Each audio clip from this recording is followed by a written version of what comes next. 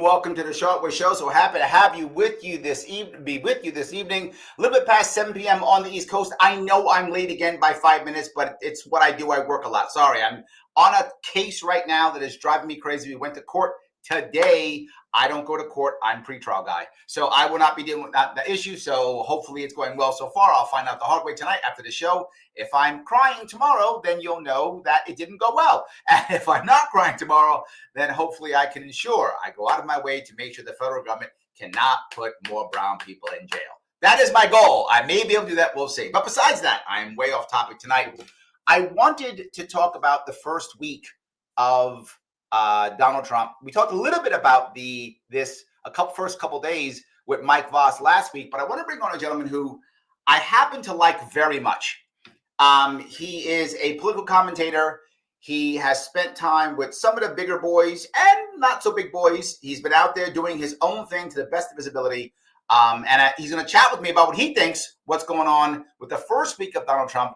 The man himself, Dan from the internet. How are you, sir? Mr. Larry Sharpe, thank you for having me on again.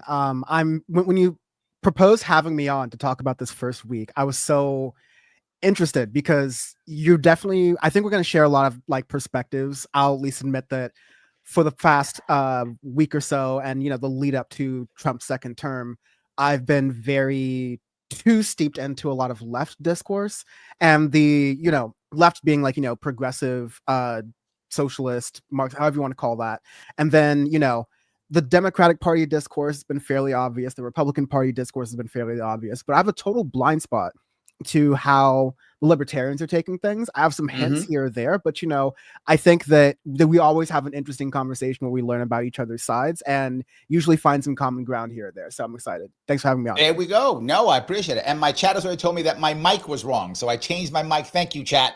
My mic knows when I'm screwing up. If I didn't know, so they do know. Absolutely. So I guess my first question, though, is this what we as Americans expected? I mean, my gut says most people aren't shocked by what Trump's doing. This is kind of what he said he's going to do. He's kind of doing it.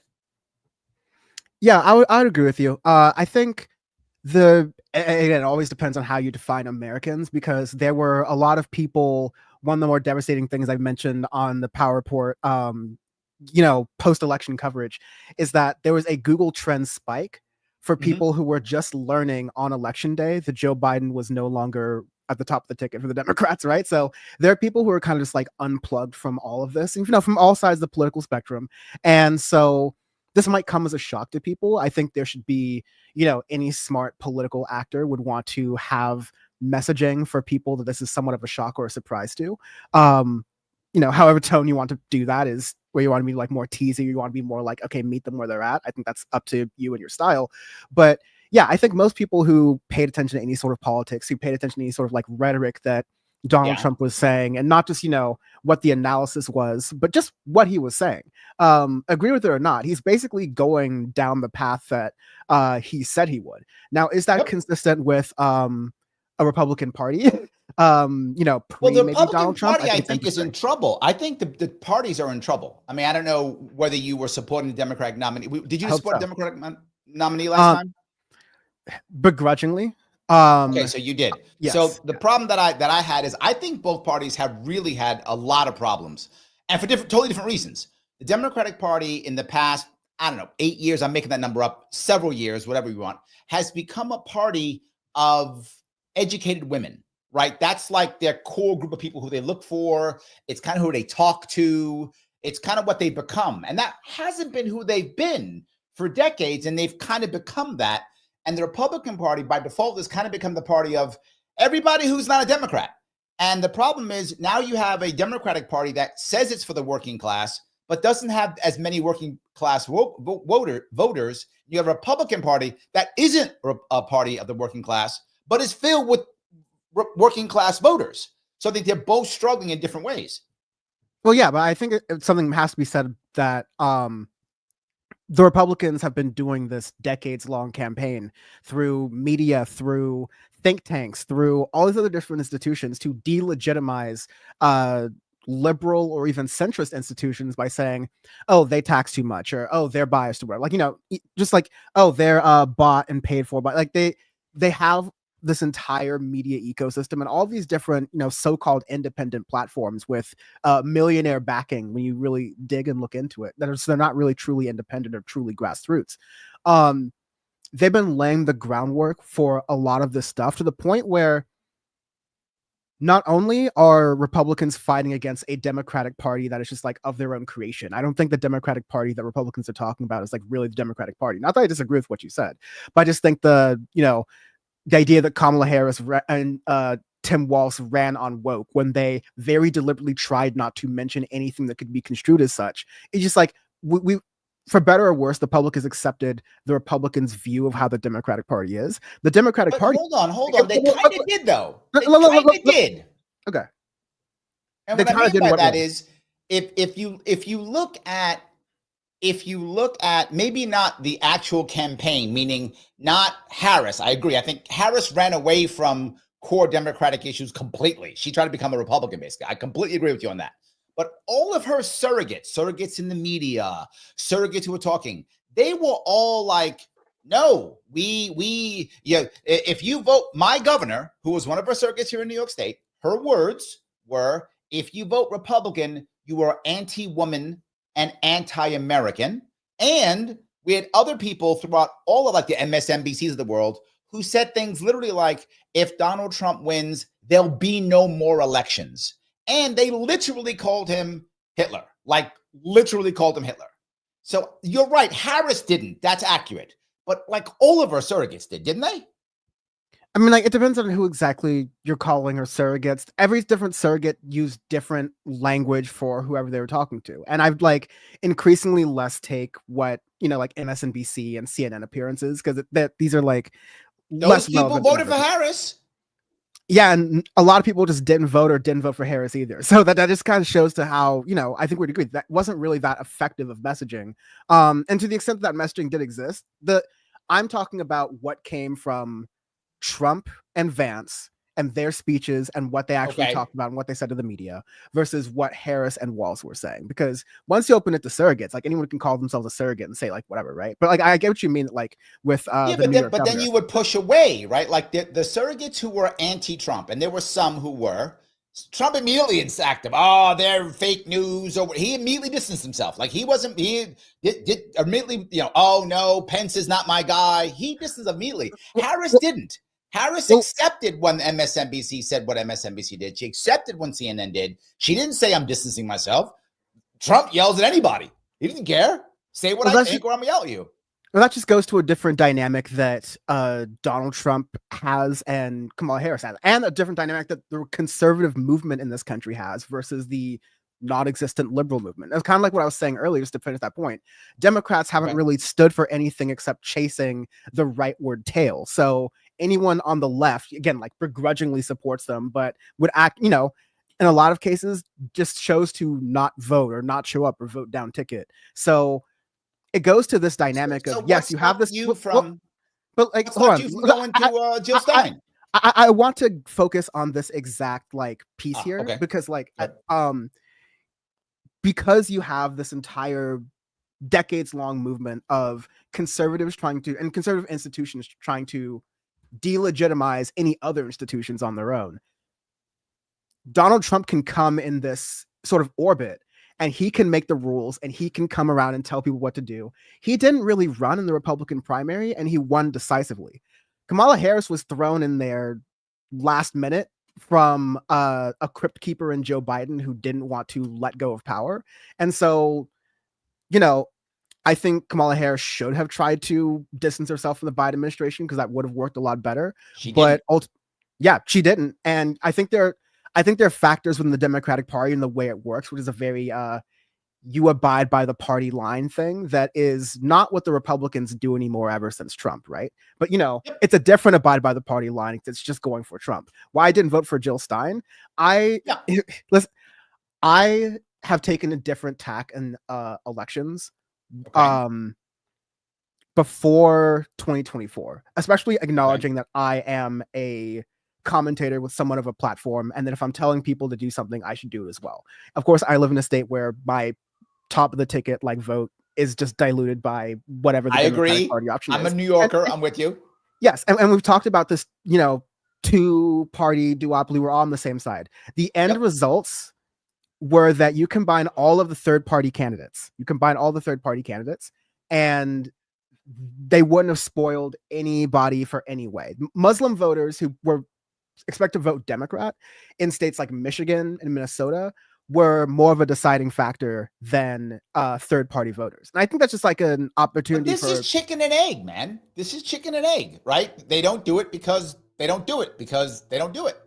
So, but no, anyway, no, I want to no. walk to a. If I can say just Go one ahead. sentence just to respond Go to on. that, I think Go. this is an opportunity for third parties, and I want them to actually organize and get behind a thing. Because if you Agreed. were not splitting the vote 3 or 4 different ways, and you said, listen, we will hash out the politics later, we just have to address the two-party system, and you were able to, and RFK wasn't a thing, and you're able to get 10% of the vote. You're able to have a smarter media campaign. Let me tell you, from Jill Stein to Cornel West to Claudia De La Cruz, there are some good things that all of them did, and some of the other Green Party and some of the third party candidates too, the Libertarian I candidate. moderated their But a lot debate of, in the Libertarian Party of California. Yes. yeah, but like there's just yes, it is such a hard game to play, but there's so few people participating in this process because of the thirst for this option that we can't be divided and conquered anymore if we really want to So have a third party. let me give you pushback on your institutional piece. And the reason why I'll give you pushback is I really feel like if you ask most Americans, not just me, most Americans, that the left controls a lot of institutions too. The left controls most schooling, both K through 12 and college. In what way? Like literally, like Sure, I'm happy to tell you.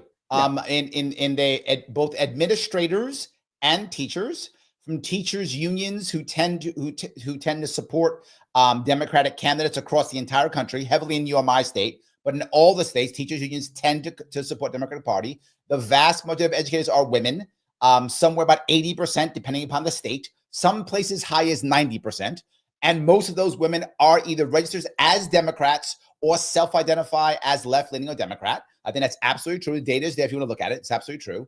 And that's also true, not to the same extent as in gender, but into higher learning. Even in colleges, you find most colleges are filled with more women than men, even administrators. And also more of them are self-identifying as left-leaning and or Democrat self-identification. You see it constantly. You see it in most places where you have government workers, places like sanitation, places like school boards. You see many of them heavily being left compared to right. Now, the exception, of course, is generally speaking, not police forces and corrections officers. Police force corrections officers tend to lean right as of the last 15 to 20 years. That would be my pushback for that. Right. I think you're just like having to tie people's voting patterns with like how second grade is taught. And I'm just like, I'm not seeing that. You're also having to tie like, I have some knowledge of the dynamics and the relationships firsthand, from school districts and teachers unions to school administrators to state governments, which are really, last I checked, there are more red states than blue states. Like the populations are different, but there are more red states than blue states. So you have more red states who are controlling curriculum on the state level. The Department of Education has like some, like the main Department of Education has some standards here or there, but like it goes back to the idea of, a lot of the people who work in tech vote Democrat, therefore these are the biases for these platforms. You don't see any sort of change in how individual tech workers who tend to live in coastal areas and work around people who speak a lot of languages. So just like there's certain things with the conservative movement that doesn't have to be this sort of like white and racialized, but that exists. I just have never really seen this connection of these individual people here vote in this way. Therefore, the way these people vote really influences their work, which are not like political decisions, they're coding decisions, or like they're Well, I marketing think decisions. coding, but And those something like else, and those though, like right? and then those broader decisions are usually made by executives who care less about politics, but are more about like which way the wind blows. Because all those tech CEOs you saw, it's not that they change their opinions that much. They're Sure. like, okay, who's the person in power? If they're a Democrat, okay, we'll Sure. sway a little bit more this way. Okay, if they're a conservative, we'll sway a little bit more this way, because wherever the it. tax cuts are, we're going to sway towards that way. I think those power pieces are Yeah, really but are important you to honest? market. Hold on. Yeah. Are you honestly going to say, and living in like California, right? I know it in New York. It's not, New York is worse than California when it comes to teachers' unions. But teachers' unions have a very strong effect on elections in California, insanely strong in New York State. So that what I'm saying is, I'm not saying that all of a sudden the left runs things. That's not what I'm saying. Your What I'm saying assertion is there is a push from the right in certain institutions, correct, and a push from the left in institutions too. This is far more 50-50 than like 90-10 Republicans, right? Well, I'm talking about where the money goes. I'm talking about where, you have, I put it like this. You have some, I wouldn't even say progressives, but you have some liberals who might be buying or spending money on endowments for colleges or these Sure. different economic things, right? But you're going to just generally how that works have people who are more business oriented, who have tens of millions of dollars to throw around on donating to these pipelines that take conservative leaning law students in college and pipe them towards federal judgeships. You just look at, does that exist on the right and does that exist on the left? And I also want to remind, just like, look outside of government institutions, not just like, oh, the secretary or the department of this, department of that. But we know, of course, like we're outside the two-party system, that you have lobbyists, you have all these other outside influencers that have just as much of a role on government, because you kind of don't know about them. You don't think about all these judgeship or clerk programs, but when they're organized and specifically run to pick out students and people who will vote in a certain way, who have a certain worldview, you just have to look and see if Democrats have that or are doing that. And first of all, I want more like Lena Khans than standard sort of judges and rank and file people that Democrats usually hire, because I have more bite to them. But you just don't have those same institutions working around there. You don't have that same sort of money. I mean, those institutions exist, but they're the ones who are downsizing and letting people go and doing layoffs, while the other ones have money from businesses and business interests who would rather pay these little institutions to feed these people into government than pay taxes. Or, I don't know. The weird part I feel on this one is, I feel like when it comes to institutions, I don't see a dominant government institutions. I think are dominated more by the left. I think that's true. Private institutions are dominated more by the right. I think it's true. But both have power. This country is still almost 50-50. It's not like one side is dominating the other so much. It's definitely, we can't, it's 2025. We can't think 50-50 anymore, because that's like me saying, oh, I think most business people operate as libertarians. It's like, not really. It's there's the left and people who vote Democrat, and things that are closer to the stereotype of how Republicans have painted Democrats is something that is unpopular with the country. It's unpopular with me. It's unpopular with most Republicans. It's unpopular with most centrists. But I think what people on the left are talking about is something different than, left of the Democratic Party, is something very different than the mainstream critique of the Democratic Party. So let me then shift, if I could, to what I think most of the country is thinking, right? I think most of the country, and when I say most, I mean more than 50%. And I think I'd go probably 60%. It'd be what I would say, maybe a bit more, is either satisfied or happy with what Trump is doing for the past week. Do you think I'm wrong on that? Sorry, what was the first part of the question? I think more than 50% of the country, I would say 60% or so of the country, is either satisfied or happy with what Trump is doing in his first week. Do you think I'm wrong on that? I don't have even a lick of data to do that, but I think people, presidents in their first week tend to have like a favorable weighting because they were just elected. There's no Yep. real reason to hate them yet. So I would imagine that Donald Trump might be enjoying some sort of like, momentary high from that. But, like with all presidents in this country, I mean, as being like a New York resident or even like being around New York City, I experienced it very much in LA. Part of your job in being the mayor is a punching bag. Like everyone's just gonna hate you after a certain point, and the honeymoon's gonna wear off. I don't know. I think that again, I am of course seeing a lot of the communities that I'm around which lean left, but I'm seeing a lot of surprise. I'm seeing, I'll put it like this. You're seeing surprise. I'm seeing surprise and not in a good way. I'm seeing people who like were somewhat political, but they thought that different things being said were hyperbolic, and now they're saying, "Oh no, he's actually serious about doing these things." And then in a media context, I think you're kind of framing this as like, is it a good job or a bad job? But I think that what people are noticing is that there is a deliberate strategy of Donald Trump that is not too dissimilar from his first term of like being a bull in the china shop, but it's a lot more focused. And he has some executive orders that are extreme. I think the one that gave even some conservatives shock were attempts to repeal part of the 1964 Civil Rights Act. That was a whoa moment for a couple people. I think, but these things are going to be immediately challenged in court. You have conservative courts, but then we're going to see exactly how far this stuff goes. And we kind of know Donald Trump was going to do all these different things that were going to challenge and stretch the Constitution. But I saw there were some wins. Like there was I think leader of, or the founder of underground, I guess, trading market, Silk Road, I guess we can call it.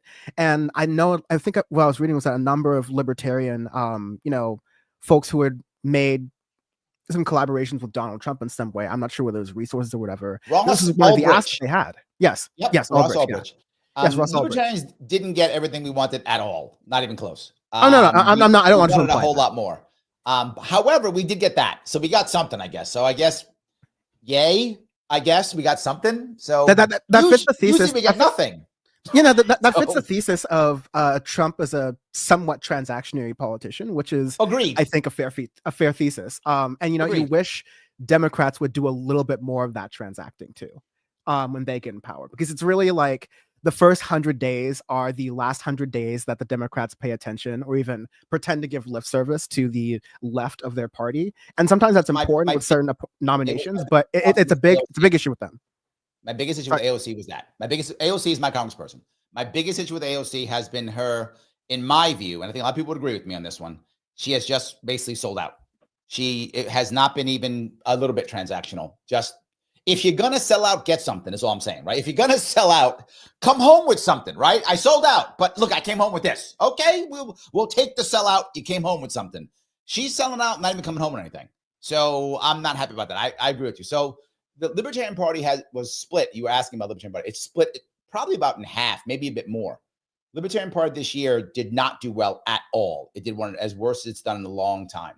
And a big chunk of libertarians left Libertarian Party for this year. Will they come back? I don't know. They might. They probably will. Generally speaking, they come back. The Libertarian solid base is about 1 million to 1.5 million votes every year, every 2 to 4 years, give or take in that area, about 1 million to 1.5 million, give or take across the country. There are some exceptions, obviously. Our best showing ever was Gary Johnson in 2016, and we got 4.5 million votes that year. He was our best showing. But he's the exception. He's the big exception. Everything else is around 1 million, 1.5 million. We only got about 500,000 votes this year. So that means about 1 million libertarians went someplace else. A bunch of them actually went to initially RFK Jr. and a bunch went to Trump. And when RFK jumped ship, a whole lot went to Trump. A lot of libertarians did vote for Trump this year. I think that's true. A lot did. And they wanted more. And most libertarians that I know are not satisfied yet. They would like more. Some are happy. Some are like, yay, we just hate Harris. she's a communist or whatever they said. I know she's not a communist, but that's the story. So yay, we didn't get her because she's a communist, so that's great. So some are that. But I think most of them are like, we like a little bit more if we could. We would like that a lot if we could get more. So I think that's what most libertarians are. That's interesting. Yeah, I think the reason I've learned a lot of interesting things, even just like within my own coalition being like the political left over the past couple months, and kind of the I guess the autopsy phase of everything that's happened, right? And I found that everyone kind of like approaches politics and comes to politics with very different, like vastly different stakes. And those stakes can sometimes inform not just your opinions, but how strongly you go towards your opinions. So I think one major failure of Kamala Harris was holding Joe Biden's line on the war in Gaza. 100%. Yeah, I think you were able to see, you know, and that hurt RFK too. Oh yeah, absolutely. And you know, I think you're able to see that. And in the piece that I was holding on to as well was that I don't think I have it in my heart to tell someone who is Palestinian American, Lebanese American, Muslim, or, you know, in the a straight white man who grew up in Iowa, who like has a really like has their heart has just like been shattered multiple times seeing what's going on, maybe even knowing people who have been victims of this, like, you know, of the Biden administration's assisted efforts in supporting, continuing, and protecting those most responsible for the retaliation of October 7th. And, you know, I think that was a moment right there where you were able to see. Wasn't Harris going to do it too? Wasn't Harris going to do it? Wasn't Trump going to do it? I mean, the Most reality likely, of it is, both, but I mean, I don't mean to be mean on this. I disagree with this. I do not want Gaza to be bombed. Let me make it clear. It's not what I want. It's not what libertarians want. It's not what the Green Party wants. I don't know. I see all that Marine stuff behind you. No, I'm just kidding. I was a Marine 100%, and I've said it before, and I'll cover that in a second. But the first thing I'm going to bring up is the anti-war movement's only in the third parties. It doesn't exist in the two major parties, right? It's only in the third parties, right? Even the Constitution Party doesn't want to bomb them, right? I mean, even they don't. Like, they're the only ones who actually, you know, don't want to do anything. So my point being, even though I don't want it, don't we have to accept that it's gonna happen? And shouldn't we try to then get the best we can, knowing that that's going to happen? Am I wrong? And so you're right. And so that's how everyone was voting. But because everyone is approaching, everyone, even on the Democratic Party side, or, you know, whether you chose to vote for a Democrat because you believe for whatever reason that Kamala Harris was harm reduction and that maybe she would listen to reason, or you chose to vote Trump because you, again, for whatever reason, believe that he would, you know, lead to a medium to long-term end to the suffering of Palestinians and not just trying to profit off of the destruction that Israel has wrought. There are some people who are like, you have to vote within that two-party system to send whatever message you want to send or get whatever outcome you want to send.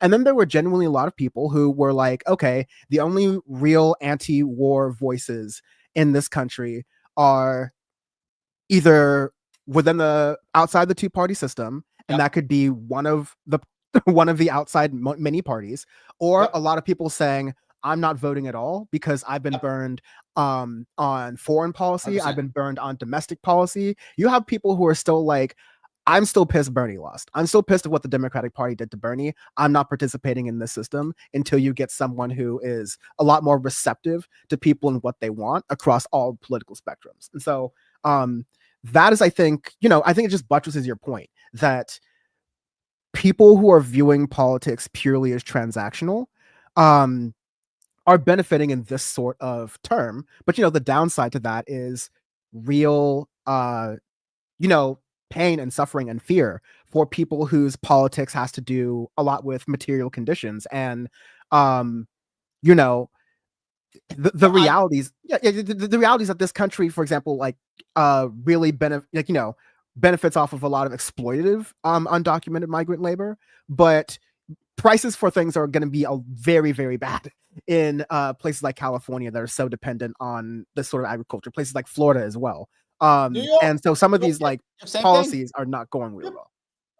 So, all right, let me grab a couple. There's so much going on. I do want to grab some comments. I got a bunch of comments. People are asking me if I am a Marine. Yes, I am. I literally have the tattoo. You can see it. Hold on. Tattoo guy. I have the tattoo literally. Well, if I take away show you, maybe you can see it better. It's those you can. I have the tattoo literally. So yes. And here is my Marine Corps stuff. Yes. And this is a Quonset hut. But yes, someone asked, is it green screen? It is a green screen. Yes, it is. I am very proud of my military background. However, and I say this openly, when I was 17 years old, I'll give my age away. My first commander-in-chief was Ronald Reagan. Now you know my age. So that was my first commander-in-chief. And I was absolutely a warmonger. There's no doubt I was. I was that guy who yelled, kill them all, let God sort them out. I was that guy. I believed everything that, and this is why I understand veterans so well. I would have, luckily I'd never had to, but I would have ordered men to their death. I would have gone to my death. I know I would have, because Ronald Reagan told me to. I would have done so. I am not that person anymore. In fact, I am absolutely anti-war. And if you look at the Libertarian Party, those who don't know the Libertarian Party very well, Libertarian Party is filled with anti-war veterans. And I mean filled with anti-war veterans, because we all believed that we were going there and fighting for liberty and freedom. And then we figured out afterwards we were doing it for our corporate overlords. And then we came back and said, no more. And many veterans have a problem with that. And some go, you know what? I can still fight for liberty and freedom. I'll be a libertarian. So you find a lot of people who do that. It's a common issue in the Libertarian Party. You will find many people actually who watch this, who actually will tell you the same thing. Yeah. So no, I've seen it myself too. Yeah. Yes. So I want to add, and someone else teasing me about over my shoulder here is a penguin. Yes, this is a Batsumaru, which is a little trinket that my daughter gave me, who is 14. She gave it to me when she was like 11. So I keep it here. That's what that is. So that's some of your people are asking that question. I wanted to answer them from the chat. I didn't want to leave them hanging. I didn't want to leave them hanging. So I do want to go, if I could, to a couple of things. I want to talk about the executive orders. He did a lot of executive orders. Now, what I am thoroughly impressed by, and people may be upset at me, but I'm impressed. I'm impressed that he actually went through with them all. A lot of guys talk trash. He talked a lot of trash, and he went through with it. And this part, I'm like, good. You talked the trash and you did it. I'm not unhappy about that. I am happy that he went through with it. I'm not saying I'm happy with every one of them that he did. I'm not saying that. But I am happy that we're actually doing this. I hope, and as crazy as this may sound, I'm actually hoping this is a precedent. I'm hoping it's a precedent that if someone says they're going to do something, you vote for them, and they freaking do it, which we have not seen. Now, again, you may hate what he's doing, but I think this precedent of I'm going to say some stuff, and it's not just talk to get elected. When I get elected, the stuff that I told you, I'm going to do it. I hope this isn't the exception to the rule. Am I off on this? No, I agree in principle and in strategy that you run on things you want to do and you utilize that bully pulpit. Like, I really don't think there's been a Democrat who has done that since Obama, and that was the slimmest of majorities. And I think he had like the real crisis of the financial crisis that gave a lot of people a lot of people being burned out by the Republicans at the time for being very pro-war. So just to kind of buttress your earlier point, that I think that was the last time where a Democratic president really felt like, okay, they had some real feeling that they could do what they want to do. Biden was also kind of a crisis president, just like didn't have that juice in him. And Obama's second term, I think he was just like so burned out from the Obamacare fight, plus not having a really solid majority from the Democrats to do anything. But yeah, you have to, we can't ignore, and I kind of want to like put this question back on you, because I think it's one thing to say the strategy is good, but I think from a, I don't even think it's a libertarian perspective, because I think like all these different words can mean different things, but I want to get into like the meat of some of these policy ideas. Sure. I think, one of the more everything's interesting, but a really interesting topic is what he's doing with federal freezing, federal like freezing of like hiring, mandating that federal workers return to office. I'm wondering, would you consider this to be bigger government or smaller government? Because it's definitely kind of an overreach, and it's kind of taking this blanket approach towards a lot of these, increasingly vital, increasingly crucial services, whether you agree with them or not. But some of this is like, I don't know if right now is the time to start cutting hiring for things like FEMA, especially as an Angelino, as a Californian. I'm curious. I would add a bunch of things to this. One of them is, again, theory versus practice. In theory, of course, I want to cut him train. Of course, theoretically, I do. So to the point of, do I like the concept of cutting? Yes. Also in theory, can't stand executive orders unless they repeal other executive orders, right? I would like the Congress to do its damn job. It doesn't, right? And so the president just decides to do whatever it wants, and our judges don't do anything about it. So executive orders go all over the place. I can't stand executive orders. That's theory, right? So in theory, I always want to cut. In theory, I want as few executive orders as possible. Executive orders are supposed to be to tell people how to execute a law, not a law, onto itself. That's what's supposed to happen. Clearly, we've gone far past that. Now executive orders are basically laws. So theoretically, that's my theoretical part. Now, in actual practice, I'm not upset with him telling workers to come back or not. I don't actually care either way, to be forward. It's not a deal breaker either way. I don't care. If the people think they should come back, come back. We're paying for the office space anyway. We've got like 30-year leases on half of these goddamn places, and we're paying for it anyway. I don't care. It's not a big deal to me either way. If they come, if the job gets done, to me, fine. To me, it should be because you have, I think broadly speaking, whether you're a government employee or not a government employee, if you have one of those jobs where you can get the majority of it done, then you can have a more efficient business that can reinvest some of this, long-term leasing money into that business or into other initiatives that will ultimately government doesn't do that. You're correct. Government doesn't do that, though. Never does that. Oh, well, if you lead the government, then you can. If you have someone who can, you can't just say government can't do it, because you would used to say, government doesn't just issue 30 executive orders on the first day. And then someone comes in who was elected to do that. So I'm we're the third party people. Yes. We can have political will to do that. But I think that I think there's a lot of inefficiencies that if you really cared about the inefficiencies, you would, Project 2025 would more be a study into how that was virtue signaling.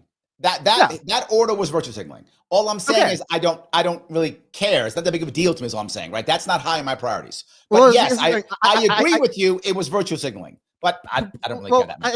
I question kind of like, why is it high in priorities if it's something that could, like, if you really care about cutting government but keeping the things that are important, then okay, let's look at the agencies that actually can work from home and let them work from home. And the agencies that do need to come in, come in.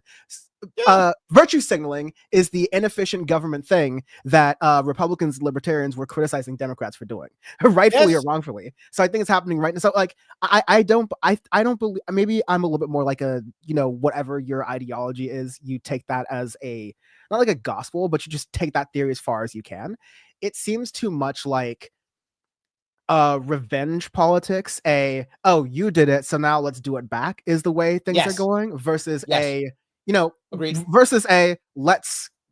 have a vision of government and remake it in that way that is informed rather than, what are my political enemies? What is my retribution? How can I do that? But you asked my opinion and I gave it. Like, it's not a big deal to me either way. If he had done that or not done that, I wouldn't have cared either way, is all I'm saying. I wouldn't have cared either way. What about repealing the Civil Rights, the piece of the Civil Rights Act he was talking about? I'm not sure it matters that much. The Supreme Court's kind of already destroyed it. So I'm not sure it matters that much either, to be forward with you. Again, virtue signaling. I don't think it really matters that much. Because the Supreme Court's already basically said, we don't got to renew it. It's done, right? They've already said it. So I don't know if that really matters either. I think it's also virtue signaling. I don't think either one of them is that important. His idea of the DEI piece, getting rid of that, all on board. All on board. You think that's not virtue signaling? It is. Oh, yes. But that one I'm actually, like, that one I'm happy about. The other but like, why do you think DEI is more important? I'm trying to figure out what I'll tell you why. Oh, my God. I'm happy to tell you why. I'm happy to tell you why this one matters.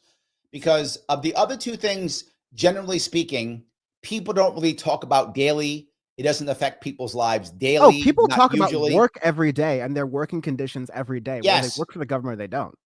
they do, but the specific people who are working in those departments, that's X percentage of the country. The country itself is, and whatever they make them do, they're gonna get over it. Like whatever they make them do, they're gonna get over it in 6 months.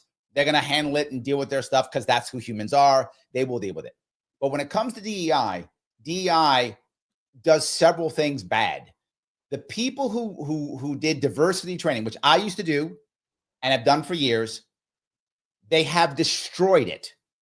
And it was the grifters who destroyed it. Diversity training had a golden age, in my view. And this is my personal view, Dan, from me being in it. It had a golden age about the mid 90s, late 90s to around 2010-ish in that area.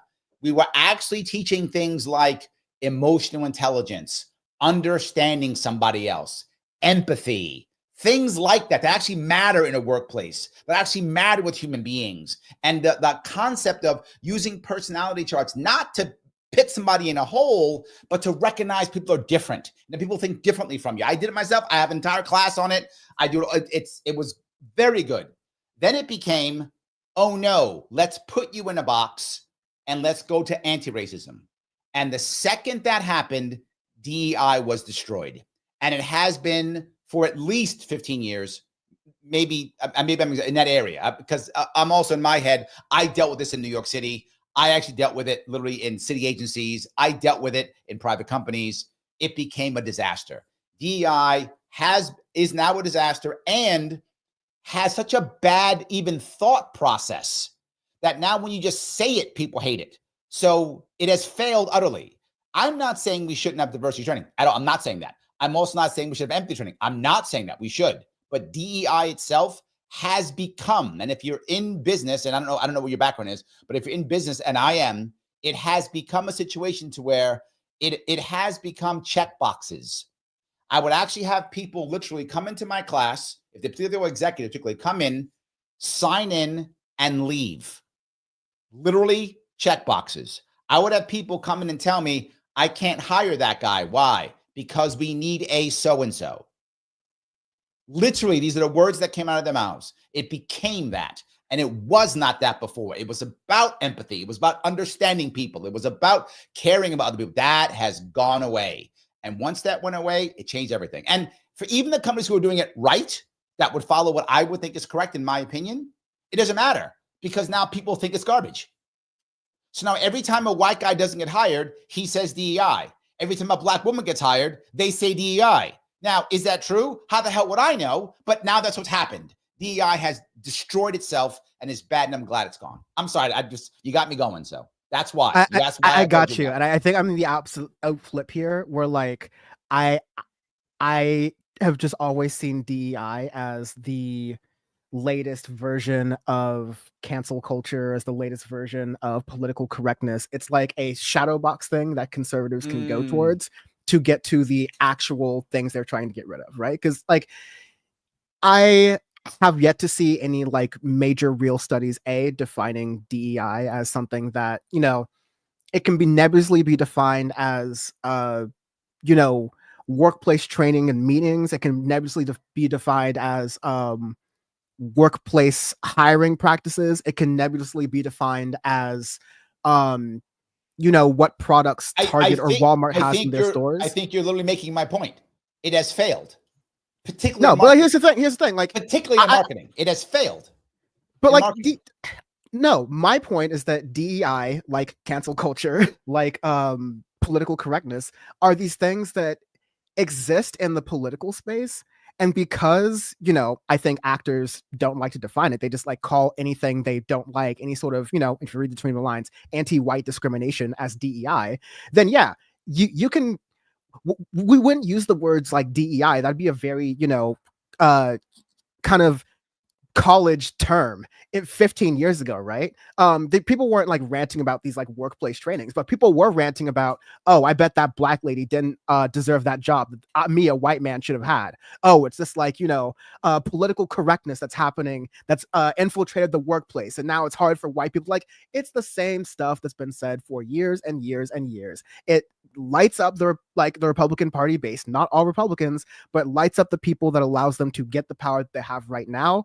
Just like, the gay bigot, like the anti-trans bigotry stuff. If you want to talk about stuff that, hold on. No, listen. You say that, but most of America is okay with it. Like, Americans aren't mad as a whole. A lot of them, and a lot of Americans is gone. And a lot of Americans think presidents control the gas prices. They can just also be fundamentally wrong about certain things, right? Also because of how the media is giving it to them. And if you're only getting, and I think Democrats should have just never fallen into, this is why people on the left get annoyed with this, is that Democrats said, yeah, DEI is this thing that makes DEI is Kamala Harris. It's the thing that makes black people get extra advantages that white people don't get. Instead of saying no, if someone is doing what you described, which is, oh, we need to hire this person, that is workplace discrimination. Like that is protected, right? Like that should not be happening. It is not protected. There are already laws against that.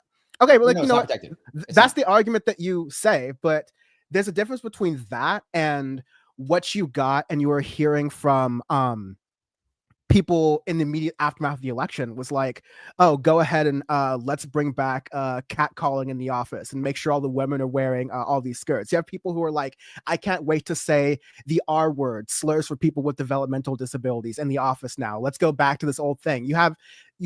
There's a certain point about and I think you agree with this, Larry, unfortunately, workplaces are where we sometimes have to interface with these rougher edges and these edgelord sort of opinions because people need to work together. And if people are, if someone's calling you the N-word and they're your boss in the workplace, that's going to affect work. That's going to affect a lot of different things. But that is different. That is different. You're exaggerating though here. You are exaggerating here. I'm literally not. Please, are you going to tell me that a common thing throughout America is bosses dropping the N-word to their black employees? Now, I'm saying people are having racist, sexist experiences by people who have power dynamics over them in the workplace. And, I'm saying that a lot of people, many of those times, it's accidental or inadvertent, but it could totally be handled by, one of these little, trainings. For some people, it's checking a box, but you know what? It is important to happen because in a workplace there are certain protections. But let me tell you the difference between the two. Hold on, let me tell you the difference between the two. This is why it matters. DEI is just like a creation by a conservative media is really the difference. No, the difference is you had those guys. What was that guy? Kendi. That guy's a grifter. That guy, him and his ilk wrecked it. And him and tell you the difference. Ibram X Kendi. Right.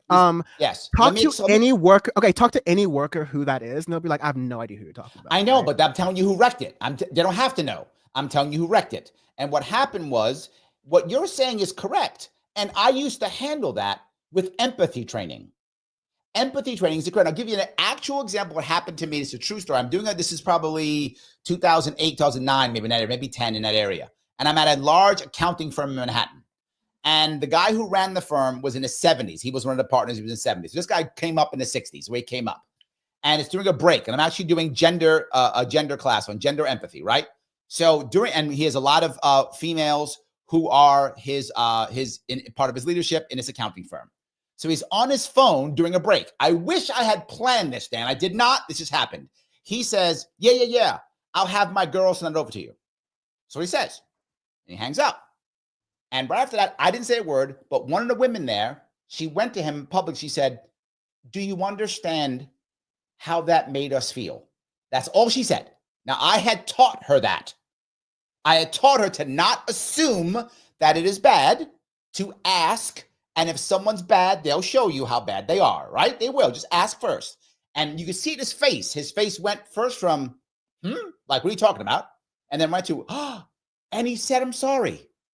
He actually said, I didn't get it. This is what it was. And then I kind of defended him. I said, look, I understand where he came up. Back in the day, when my mom was coming up, literally on her resume, it said office girl. That was the title. The title in the world was office girl. We've changed since then. He didn't, and this went over so well. He actually learned. He actually changed his mindset. He actually understood that what he said bothered. And yet, I mean, there must have been, what, 20 people in the room? So probably about I agree with you, 8 or Larry. 10. I don't think the Republicans are drawing this nuance when they're attacking all these DEI people. I'm not saying that. What I'm saying is DEI has failed because it isn't that anymore. Well, that's What what it I'm is saying is that, now, like, what it is now. Hold on, I gotta go one more step. One more step I gotta go here because this is a big deal for me. You can tell I'm excited about this. It is a big deal for me. It used to be that for someone to be somehow punished or taken out back or whatever the case may be, they had to do something. The person had to express that there was an issue or concern. Then they had to do it again, and then they were punished. Those days are gone. Those are now, you make the error and you are punished. That is modern day DEI. You make the error. And so what happens when you make the error and you're punished? Well, now you hate the system, you hate the people because it's unfair to you. But if you get a chance to repent, a chance to change, a chance to grow, you don't feel that. DEI has destroyed that. Empathy training does work. DEI does not. And Ibram X. Kendi was the beginning of that garbage. The rest of the people jumped on him. He is a grifter and a horrible human being, and he wrecked it himself with everyone who got behind him. I'm sorry, I'm done yapping, Dan. I apologize. No. I understand you're worked with this. I just challenge you to think of what is the definition of DEI being worked with, because I think because it's a nebulous term, people who are more nuanced can think of these things, and I can go, well, I just have never heard of any company or any government institution that has a one strike policy for microaggressions, right? You can cherry pick. They're all over. I'm sure you can cherry pick all these stories, but just like how the average worker who has been through one of these "don't touch black people's hair" conversations at work have no, like, it's just like, no, you're right. It's much more of that and much less of sorry, we have to let you go because we're replacing your job and hiring a Latino person.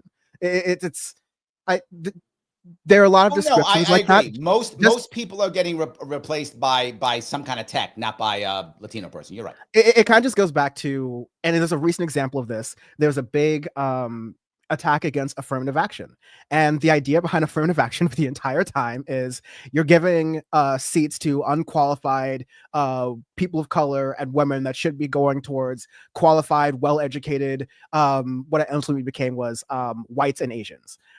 They repeal affirmative action. Guess what happens? Fewer whites and Asians and women are actually getting admitted into some of these colleges because it turns out the merit was working in a different direction. And so you had this attack that was like fueled by a lot of conservatives to go against this thing. And the thing that they wanted to happen ultimately happened, and that they were able to repeal affirmative action because they were like, okay, now we can get these colleges that are still overwhelmingly white and Asian, and now we can get some more qualified people in here. And they're finding that the demographics are shifting, that things are splitting differently.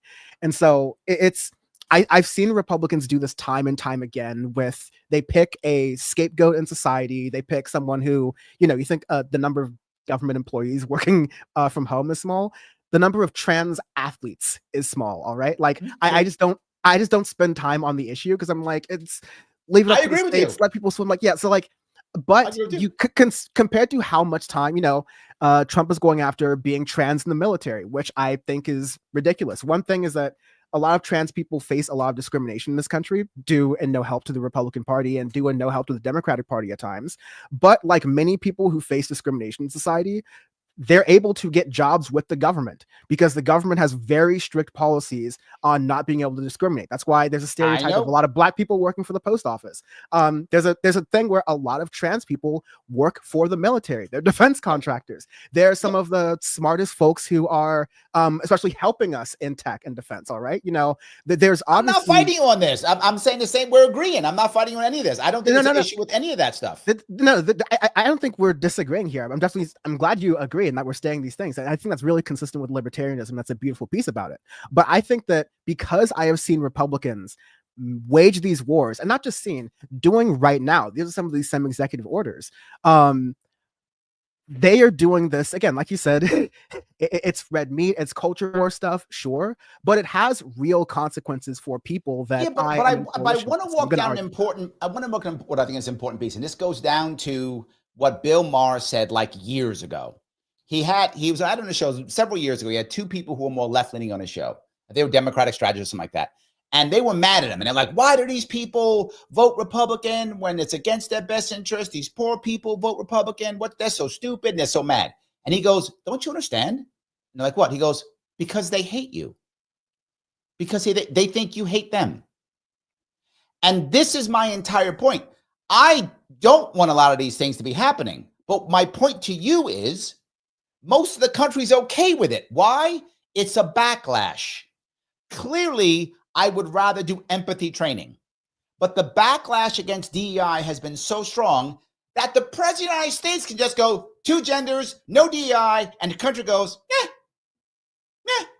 That's what happened. And okay, that's my point. My point is they're so upset and so angry that they're fine with that pendulum swing. Totally. They're like, okay, yeah, whatever. No, but Larry, whatever. I think that's what you're saying right here. We're talking about how you had fewer people participating in this election. We're talking about how Democrats didn't really make these things a key part of their issue. They just let Republicans define Democrats as woke and DEI and all of these nebulous terms that could be interchangeable with slurs half the time. And I think it's kind of like the point's right there is that people don't care. And Democrats did not make a case for why you should care. And Republicans just made a case for something, be mad at this. And that worked out really well. And again, that doesn't make it right. That just means that we have a failure of the Democratic Party, which is the only real opposition to the Republican Party institutionally that exists right now. You saw how hard it was for even RFK with the tech money that he had to be able to get on the ballot and all these other different places. So $20 million and couldn't do it. $20 million and couldn't do it. Yeah, I think, people have been hating the Democratic Party already from the left and within the Democratic Party, but there's definitely seeing what the Republican Party is doing and seeing how, ineffective that is, that there is a room for a candidate with libertarian or socialist principles, perhaps a libertarian socialist, if you know what I mean, who can, get people to care about this in a frame that is removed from these terms that have become toxic because of, effective Republican Party messaging that I will add is the effort of decades and billions of dollars in lots of different institutions within our society that has just not been matched on the left. Well, if you're going to define left as left of the Democratic Party, you are correct. Correct. Yes, that's what I'm always doing. Party. Okay, that's clear. Then that's clear because the Democrats have a ton of money too. That's all I'm saying. But they're not left. That's my point. Then I accept. They spend a lot, and they spend a lot more of their money on things that are not investing in a long-term political project. Conservatives do a lot better of a job at investing in the long-term political project, in my opinion. All right, let me grab. I have to do a little bit of business here, if you don't mind, guys. Do me a favor. Dan is giving us so much good stuff. Follow him over on X or Twitter at Dan from the Web. Also, all of his links are, if you go check Rumble, if you check YouTube or Facebook, I put his links there. You can check his links out if you want to check out what he's doing. He's being so good to us, giving us his time. Please help him out if you would. I appreciate it. Click the like button in general. If you don't click the like button, it means you don't like me. And now I'm mad at you. So click the like button, damn you. Do it. It keeps the man, Mr. Rhythm. His first name is Al. His middle name is Gore. And his last name is Rhythm. He likes when you click the like button. So do that. If you have not reposted this yet, please do so. Please subscribe and or follow on all the things. You know, this is live on 8 different platforms. You're watching on one of them. Well, follow it. Do that. It does matter. You can super chat me, which I'm going to cover in 2 seconds if you want to. Please super chat me. It goes right to the front. I know I haven't grabbed as many comments as I used to do. I will grab more right now. But also make sure that you can become a member if you want to. On YouTube, click that join button. I, for the people who may be watching on Dan's side, am a proud capitalist. So please do the $4.99 per month. It will help tremendously. If you're on Rumble, please do it also. You can do it on Rumble if you click subscribe during the live. All right, let me grab a couple of comments, super chats. Austin's a new member. Thank you, Austin. New member. I do appreciate that, my friend. Garrett is gifted 5 memberships. So, guys, if you want to become a member, Garrett's thrown out 5. Please grab a couple of those. I know the membership show was supposed to be tonight, but Dan is cooler. So that's why I brought Dan instead. So we'll do it maybe next week or the week after. We will. Absolutely. Lunatic has a bunch of stuff to say. Lunatic is not happy with you, Dan. He says programming doesn't equal security. Well, that's true. Yes. He says, Dan, DEI benefited white women. Also true, but not only. But yes, also true. And he says, Dan, you are a virtual signaler. And I think he means no substance. He does not like your substance. Did you want to comment on any of those?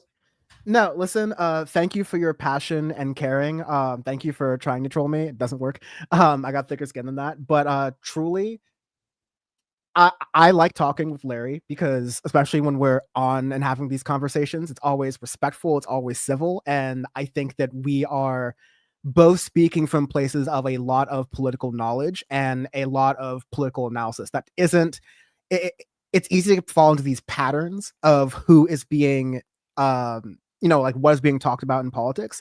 I don't talk in any of these patterns. So I think it's like it challenges people because for someone to just like say, I don't believe in the definition of DEI that you have, and for us to talk it out and see, okay, there's the issue of the nuances that, as I said before, I'm not sure that all the people in power, be they Democrats or Republicans, are talking about. That's why this kind of media is important. These conversations are important. So hang in there. Just use your best, act with a little bit better faith, I would say. And you'll realize we agree with more than we disagree. Just don't fall into those like phrases and ways we want to fight that are trained to. All right, I got a nice big one from Peace Logic over on Rumble. $50, Peace, you are the man. Rumble, rumble, rumble. Virtual signaling, the fire is hot over here. Come join us. It's cozy here. He would like people to go to Rumble. Emotional intelligence, that's important, Larry. DEI is a fail. We need intelligence, not propaganda. If people who've been in this field for a long time, I'm not the only one who thinks this. A lot of us, we walked away that's how I know Kendi, because those guys came in and basically had to do one of two things. We had to bend the knee to the anti-racist stuff, or we had to walk away. I chose to walk away. And people still hire me to this day who remember me, who will bring me on. I haven't had to promote my business since 2016. So I haven't promoted my business in 9 years. I'm not promoting my business. And I still make money because people still hire me because they remember what I taught them compared to current DEI. The current DEI model is broken. I think Peace gets it. A lot of people get it. So I think maybe our definitions are different. If our definitions are empathy training, then I think we're exactly on the same page. If our piece is we need to have quotas, I think quotas by default will hurt. If what you can do, and this is what I would tell people about, if you want to get a different type of person, whether that's by gender or race or thought process or what mindset, ethnic background, you can change the way you hire. The procedure I agree. Allow you to make that happen, not the quota. You change the procedure, not the quota. That's the practice and the way that I have heard, the best face efforts at diversity, equity, and inclusion programs, as not looking for a quota, but saying, hey, usually we look for this job by scouting colleges that are, Ivy League schools that have their own biases. Let's go to Howard for a couple of these. Let's go to an Asian American institution. Let's talk to some of these. Let's talk to a Latino banking group at one of these colleges. In addition to all the other places that we usually pull from, to acknowledge the fact that there's genius happening in all these other places, but it's not always coming in. You can also create affinity groups within companies. Affinity groups within companies can also facilitate this. It's there goes woke Larry again. There goes woke Larry. I'm just telling you, you can do this without quotas, right? And that's the issue. You can do it this way without quotas. You don't have to have quotas to still get diversity. You can do it. We agree. It's just that the things that we want to keep about so-called DEI are the things that another party wants to get rid of and roll back entirely. And I want to make sure we don't miss the nuance of that, just because I don't think either party wants what we want. No, I agree. The Democratic Party wants quotas. The Republican Party wants nothing. I don't think the Democratic Party wants quotas. I don't think. Come on. Where in the official? Okay, first of all, the Democratic Party lies about everything. But where in the official party platform were the Democrats we want racial quotas for jobs? Okay, I can. Let's talk about some other policies. Sure. Let's talk about some other stuff Trump did. All right, let's move off. You're right, because I was about to give you some, but I will walk away. No worries. Okay. Phil says something interesting. Phil says Tucker is much more independent, but he's gotten worse on economics, but much more consistent with opposition to overbearing power. This piece I think is funny. And I bring up this specifically for you, Dan, because I feel like the independent space has gone both left and right. I think the independent space has one commonality, which is it is much more anti-establishment. Even the right independent space is far more, again, anti-establishment than mainstream Republicans. And the left, obviously, is much more anti-establishment. I think you find a lot more anti-establishment in this. I think so. We've had an interesting conversation on the left about anti-establishment and not, and I think it's a lot more nuanced than that. I don't know if you can call shows, for example, like the Joe Rogan Experience, anti-establishment. It's a $100 million show run by big tech for big tech, where they do massaging interviews of some of the, frankly, weirdest people in the world. I'm not really talking about even politically. I'm talking about some of their like views and ideas for society and how they view the organization of culture in a way where I'm just like, yeah, you know what? Stay away from power as much as possible, these people, right? Don't you think but this is like Joe Rogan too? Huh? He would have done it with Harris also. He did it with Bernie Sanders. He did it with RFK Jr. He did it with like everybody. He didn't just do it with Trump. He did it with everybody, didn't he? Okay, but like, I am not defending Kamala Harris because I could care less. But I think that there's been a lot of good journalism done about this, and data points to the sort of like political shifts of Rogan's political guests over time.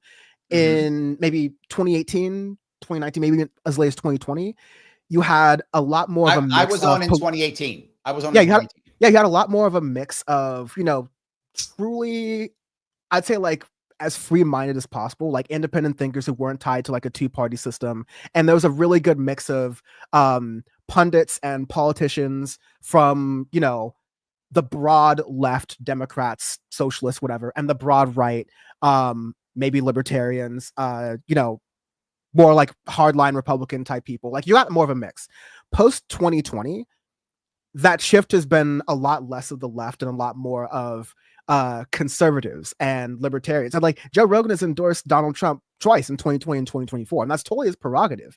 But again, I'm talking less about the politics. I'm talking about, you are a multi-million-dollar show owned by Spotify, where they keep renewing that contract, and all of your most recent interviews have been softballs towards the richest and most out of touch people in the country. When Joe Rogan things used to be different. I'm just like, this is independent media. When you have people who are doing things grassroots, who are trying to get all these ideas together, you don't have to be broke to do independent media. But I don't consider crooked media, right, on the Democratic Party side to be independent media, because they are literally mouthpieces for the Democratic Party and the Obama sort of ilk, and that's before you mention that their main hosts are former Obama speechwriters, right? So like, yeah. I think it's just like, right now, to make that point, you have to be really careful of like, independent media doesn't just mean that like it's not on a cable channel. That used to kind of be the definition, but it's really about how accountable are you to yourself and your audience versus accountable to corporate interests? When you're reading those sponsors, are those sponsors affecting any of your reporting, or does it happen to like, line hand in hand with your analysis of what you're talking about, right? Like, I think we need to be a little, everyone, I'm not saying like left, right, center. I think you and I, we're smart about this, but I think everyone needs to think about do like 2 or 3 steps deeper into what media we're consuming. I want to grab something. I had some guy who was mad at one of you guys is mad at me. So make it fair. Mars Falcon says, libertarians are great. They bring all the comical ideas and incoherent hodgepodge of absurd politics of your typical fascist without guaranteed bigotry and authoritarianism. Tough though to be a fascist without authoritarianism though, Mars. I think you you contradict yourself, right? I mean, I can't be both of them. I got to be one or the other. I am not a fascist, by the way. I preach that. I am a proud comical libertarian, though. That I am. I will cop to that one. That I will cop to. But it's funny. Just be careful about the coalitions you're building. Yes. Yes. But the issue I'll bring up with that is, there is a piece that I feel that this will be the pushback people would give you about Rogan, right? And I think there's some truth to this. And let me tell you why I think this. The guy who ran in 2018, who ran my marketing when I ran for governor in 2018, used to run Veterans for Bernie. He was a Bernie guy. and then became a Larry Sharpe guy, right? Why? Because he saw both of us as rebels. That's what he saw. A lot of people who supported Bernie in 2016, by 2020 had gone to Trump, a lot of them because they saw Trump as a rebel. That was the whole point. They wanted a rebellion. They recognized the system does not work, and they're like, these two parties aren't going to give me a goddamn thing, so I'm voting for whoever I think is the most rebellious. I think a lot of those people, to your earlier point, couldn't even have told you one of Donald Trump's policies. Wouldn't even know. Just knew he yells at people and stuff. And that was the reason why they voted for him, because he felt like he wasn't one of them. That guy that I was talking about, he didn't know any about Bernie policies, but he knew he hated the rich and wanted change. And he's like, okay, I'm in. Like, that's all I need to know. Whatever else is fine. So I think that's one piece. But a second piece, I think someone like a Joe Rogan, I think was more rebellious originally. I do think he's not that to this day. I agree with you. I think he's much more corporate now than he's ever been. However, something else I think happened, and this happens constantly. In the past 10 years or so, it's about the Democratic establishment has been so authoritarian, and that came out in 2016 when they literally railroaded Bernie, that if you're not one of us, you're not good enough. Add on top of that cancel culture, add on top of that scolding, or as I love what Vosh, the title he uses, woke scolds. That's what he uses.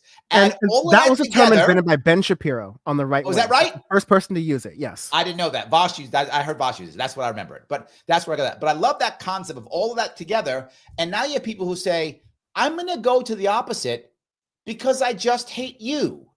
Now, I feel there's a lot of people who've gone to the Republican Party because they feel like Democrats hate them, disrespect them, scold them, treat them like children, don't give them anything of any value, lie to them. So they don't know, hey, I can go to Jill Stein. Hey, I can go to they don't know, hey, I can go libertarian. I can go, they go, well, I'm not Democrat. So one, I check out, to your earlier point. I just check out. Or two, I'll go Republicans, right? Fine. At least I'm looking for some strength, and Donald Trump will yell at them, and that's fine. I'll take it.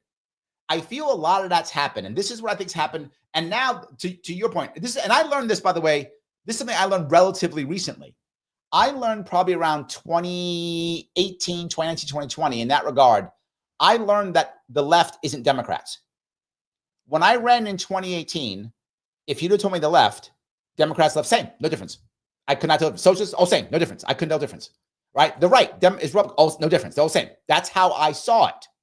It took me time to actually get it. And I'll also give you something else. I'm very open with my errors and with my misunderstandings. I remember, by the way, and this is City and State did an actual report on all of the campaigns in 2018. There were 5 running at that time. I had the most diverse staff. And they said it, not me. So they said I had the most diverse staff. Now, add on top of something that happened. I was so disrespected by Democrats in 2018 that I began to not like Democrats and the left. And I didn't know it. Like, I couldn't see that I was feeling that way. So one of the guys on my team who's much more left-leaning than I am, he said, Larry, why do you hate the left? I said, I hate the left. Yes, you do. I'm like, no, I don't. Look what you're saying, how you're acting. I'm like, shit, you're right. And when I saw that is, by the way, when I went out of my way to start talking to the left. The left was so disrespectful to me and so nasty to me that I didn't want to talk to them. So I had to say, you know what? Be the big boy, put your big boy pants on, accept you're going to be scolded, and go on the left shows and go talk to these people because you need to talk to them. But I got to tell you, a lot of people won't do that.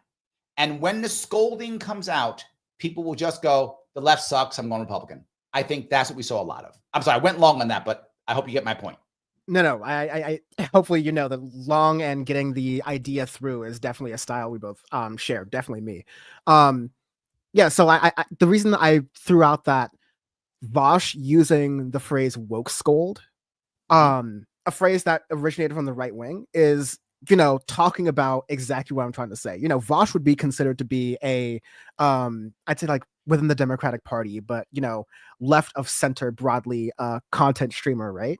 But the idea that he is going, oh yeah, these people are kind of giving the woke scold phrase credence, because I listened to Ben Shapiro's show. I listened to a lot of these different things. I used to like research it, unfortunately. And it's a very particular formula. You cherry pick one story, or you like report it in a certain way that is a particular, will fit into this bent, this worldview of people who are already biased towards wokeness and cancel culture and look which Disney star they just made black and all these other different culture war issues that, to me, like, to a person who is less rooted in the material conditions of politics, and that's what leads their politics, it's easy to focus on that. And then if you accept the idea that, oh yeah, just woke schools, that's the big issue that you're talking about, instead of saying, no, this is a distraction. This is like when local news will focus on all the police reports, and you'll think that there's a bunch of crime in your city when they're not, when that's just like a bias in coverage. I think that's one of those big separations between the Democrats and the left, is that Democrats will accept right-wing framing and therefore make it more popular than it really is. But you got to focus on us, like third-party voters, us non-voters, people who have only heard these discussions in terminology and framing that starts with the right wing. I mean, like that just explains so much, because we're always talking about immigration reform, not about our weird, like world trade deals and anything that would resemble something that like a libertarian or a progressive could sink their teeth into. We're talking about building fences on the border and shipping people back to countries they didn't even come from, right? Because that's where Republicans took the line, and Democrats are like, we actually deport more people, and we're so far away from like like trade agreements and all these other protectionist policies that exist within our economy that hurt workers, that probably hurt our economic potential, things that are actually real meat and potatoes issues. So I don't take the, okay, well, someone's just willing to stick it to the man as enough for me. You need to be sticking it to the right men, and we need to be doing it the right way. And I think there's just no one in mainstream media or cable news or even like really big quote unquote independent media who is saying that, but that's our job to get this newer message ascendant, a message that can have appeal towards, the Democrats and Republicans who we need for the votes, they'll come on board, but can have appeal towards an ascendant and newly energetic, I think, third party movement. All right, let me grab a couple of more super chats if I could. Phil says, schools by zip code can't be fixed by DEI. It's a valid point. I think our school system is a broken system. You got to fix that. Valid point. I don't think there's any sort of claim that DEI fixes that. It's, these are systemic issues that I would rather us be arguing about that than trying to figure out, what are third grade kids learning about race? Like, I think there's the issue you find with this, and this is where you find most people upset, and I see it across New York, regardless of Republican or Democrat. The concept that people get upset when it comes to schooling is they don't like school choice for two reasons. One, because they want to send their kid to the cool school. Obviously, every parent will want to. I get that, but most parents do. But two, they feel like the children aren't theirs. And when you have like that, the guy who was running for governor of Virginia, when that guy said, no, these kids belong to us, or whatever he said. I forgot the guy who it was, that guy. When you have people here in New York State, same thing, saying, no, we don't have to tell parents what's going on in the kids' lives. These type of things makes parents go, no. And then to my earlier point with DEI, that's not DEI. I agree with you. It's not DEI, but DEI has such a horrible stigma to it, such a terrible stench, that now that becomes DEI. That now is, even though it isn't officially, now it is. That is my point. I'm okay with DEI going away. Let's go back to empathy training. Let's go back to that. Let's go back to that. I'll be fine. So anyway, I just wanted to bring that piece up. We have systemic issues in our school system for sure. All right, let me see if I can grab some more of these. John is a member. Thank you for being a member. He says, Larry, can you explain a little bit of Trump's DEI rollback, if that's an okay term? And would it reach as far as government awarded contracts that favor minority business owners? Actually, it would not do that, and it's only federal. And his DEI rollback plan is grossly simple because it's actually virtue signaling. And that's why but don't get me wrong, it's a very good virtue signal. Like the base ate that up. That was a brilliant, it was a brilliant virtue signal, but it was that. It is basically saying that the government will no longer use DEI when it comes to training or hiring. It does not affect government awarded contracts because that's separate issues with minority and or woman-owned businesses, etc. These are separate policies. Now, he could change those too, but this did not do that. Did you want to cover that, Dan? No, do you want to touch that? Yeah, I'd say just really quickly, the way you can materially see Donald Trump's DEI rollback plan is DEI for wealthy interests that benefit Donald Trump. We were now going to see in reality, like all these government contracts, a lot of these government interests benefit the people who have had Donald Trump's back and are promising him loyalty on the side. So that's going to be. But that's kind of normal, though. That's not special to him. I see that in New York State all the time. That's all. We shouldn't want that. We shouldn't want that to be normal. Agreed. That's not something that makes our politics good. So we can't just go, well, that's normal. Like, I don't have that sort of standard. Well, I'm not going to blame Trump for that one. Is all I'm saying. I'm going to blame the entire system for that. That's I'm also going to blame Trump for that one, because if he's this all-powerful person who claimed to be like, I'm not going to be bought because I'm so rich. Okay, we're turning around and looking. He didn't say that this time, though. This time he didn't say that. The first time he said that, the first time he ran in 2016, he was all like, "I'm for the little guy, the forgotten American." But there's a lot of people who still. There's a lot of people who still the same group of Americans who, yes, they think that. But he did not say that. I'm just being clear. He didn't say that. He was like, "I like Elon and my billionaires." He actually said that this time. So that's all I'm saying. Christine, thanks for being a member. She says, "I'm digging the Avenger vibe of Trump's cabinet picks." I got to tell you, me too. I actually like the idea of a unity ticket. I like the concept. The Democrats should have done something like that. Democrats should have brought on RFK Jr. and or Jill Stein and or Marianne Williamson and something like that to make a unity ticket. They didn't do any of that. Wait. Sorry. They couldn't have got RFK Jr. because they already got rid of it. Who on like my form of the left is represented in any of the names you mentioned? Not on your form. No, not on your side. No, but okay. So like, how is it unity? No, it's vibes.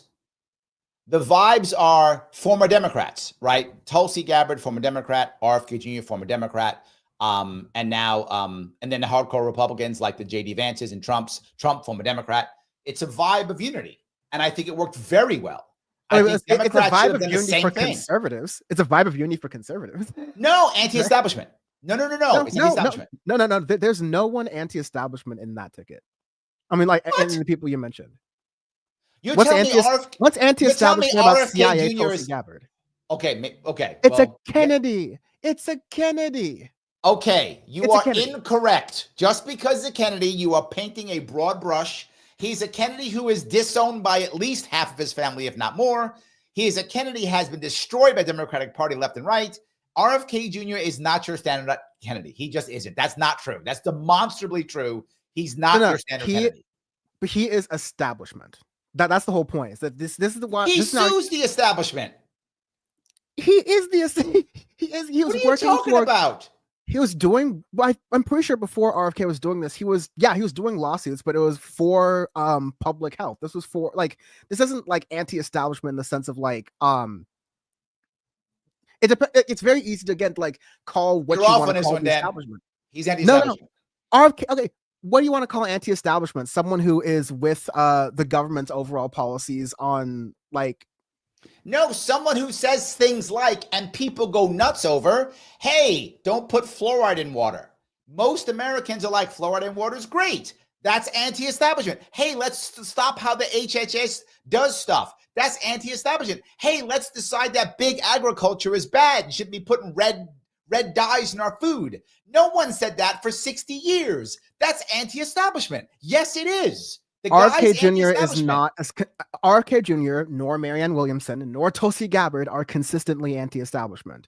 They take establishment branding.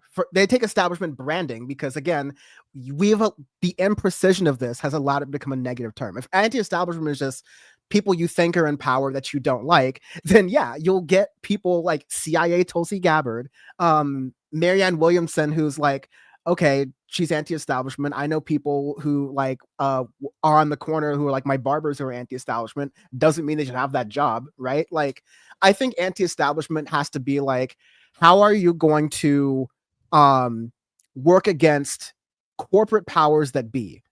in order to make people's lives better? How are you going to, here's an anti-establishment thing that libertarians and leftists can agree on. How do we take an anti-establishment approach towards housing stock, right? To get people, to get more houses around, to lower some rents. How do we even go beyond that to lower rents? Because you can't just build housing overnight. You're going to have to you're going to have to make it more efficient for these different things, right? Like, so it's not just anti-establishment to say, and I'm not going to make fun of RFK Jr.'s voice, that's messed up, but it's like it's not just anti-establishment to pick vaccine skepticism, which has existed forever, and like say that, okay, well, he's anti-establishment for this. It's not anti-establishment to just do like the bare minimum of what Europe has been doing with banning. You just don't like RFK Jr. You just don't like RFK Jr. He's absolutely anti-establishment. No, my original point was that you said that this is a unity ticket or unity cabinet based on vibes.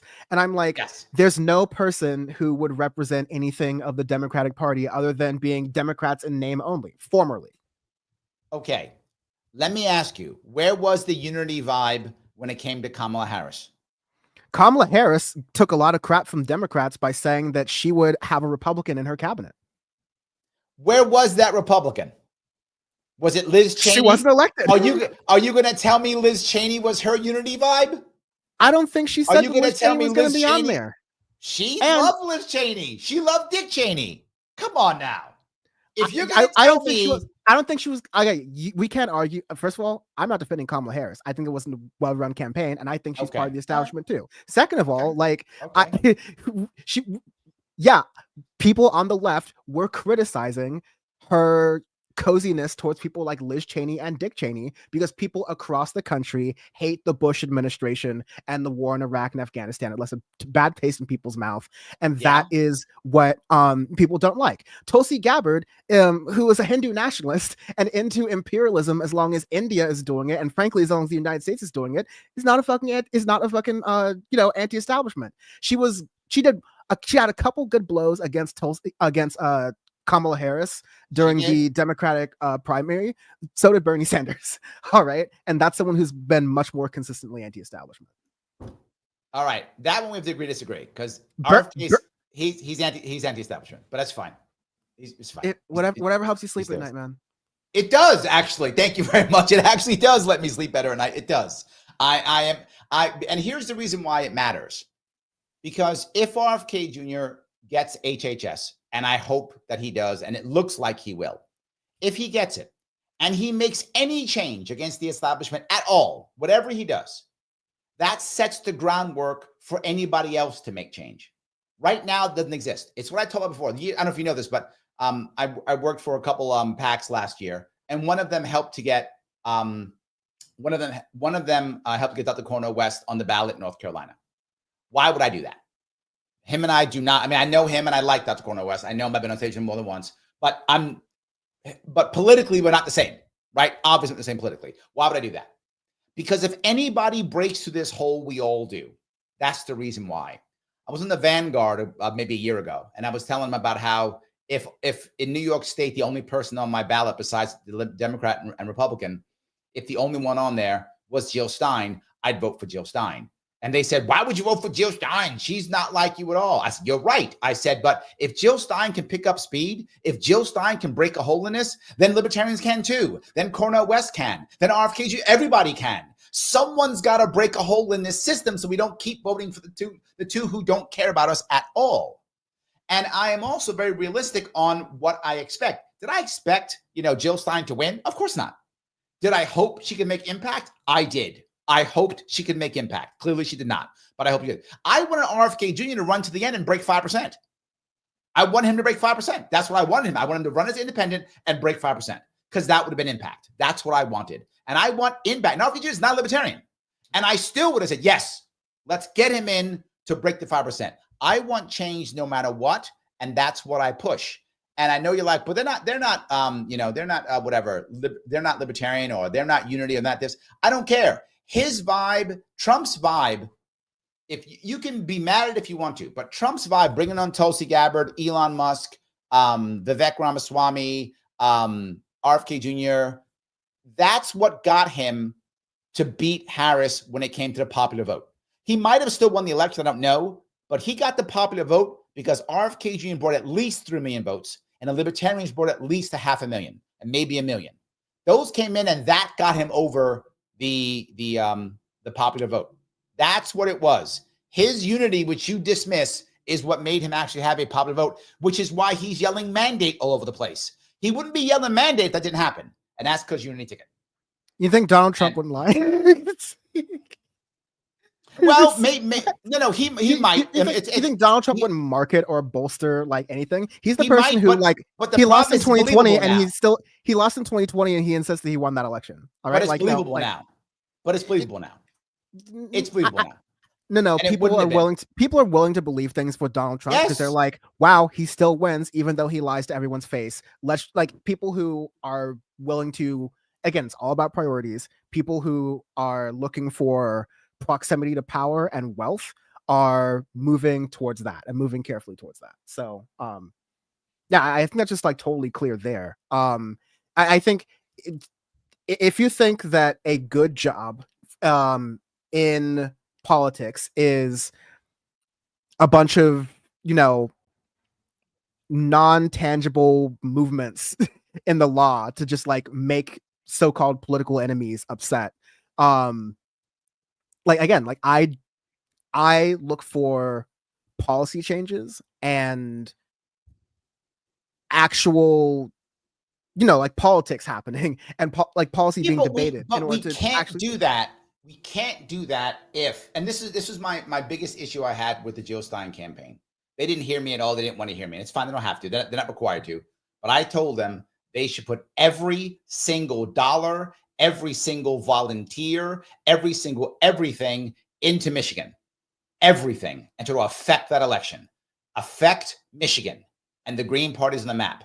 And I said, if you actually won Michigan by some miracle, you've made the Green Party a party like there's no tomorrow.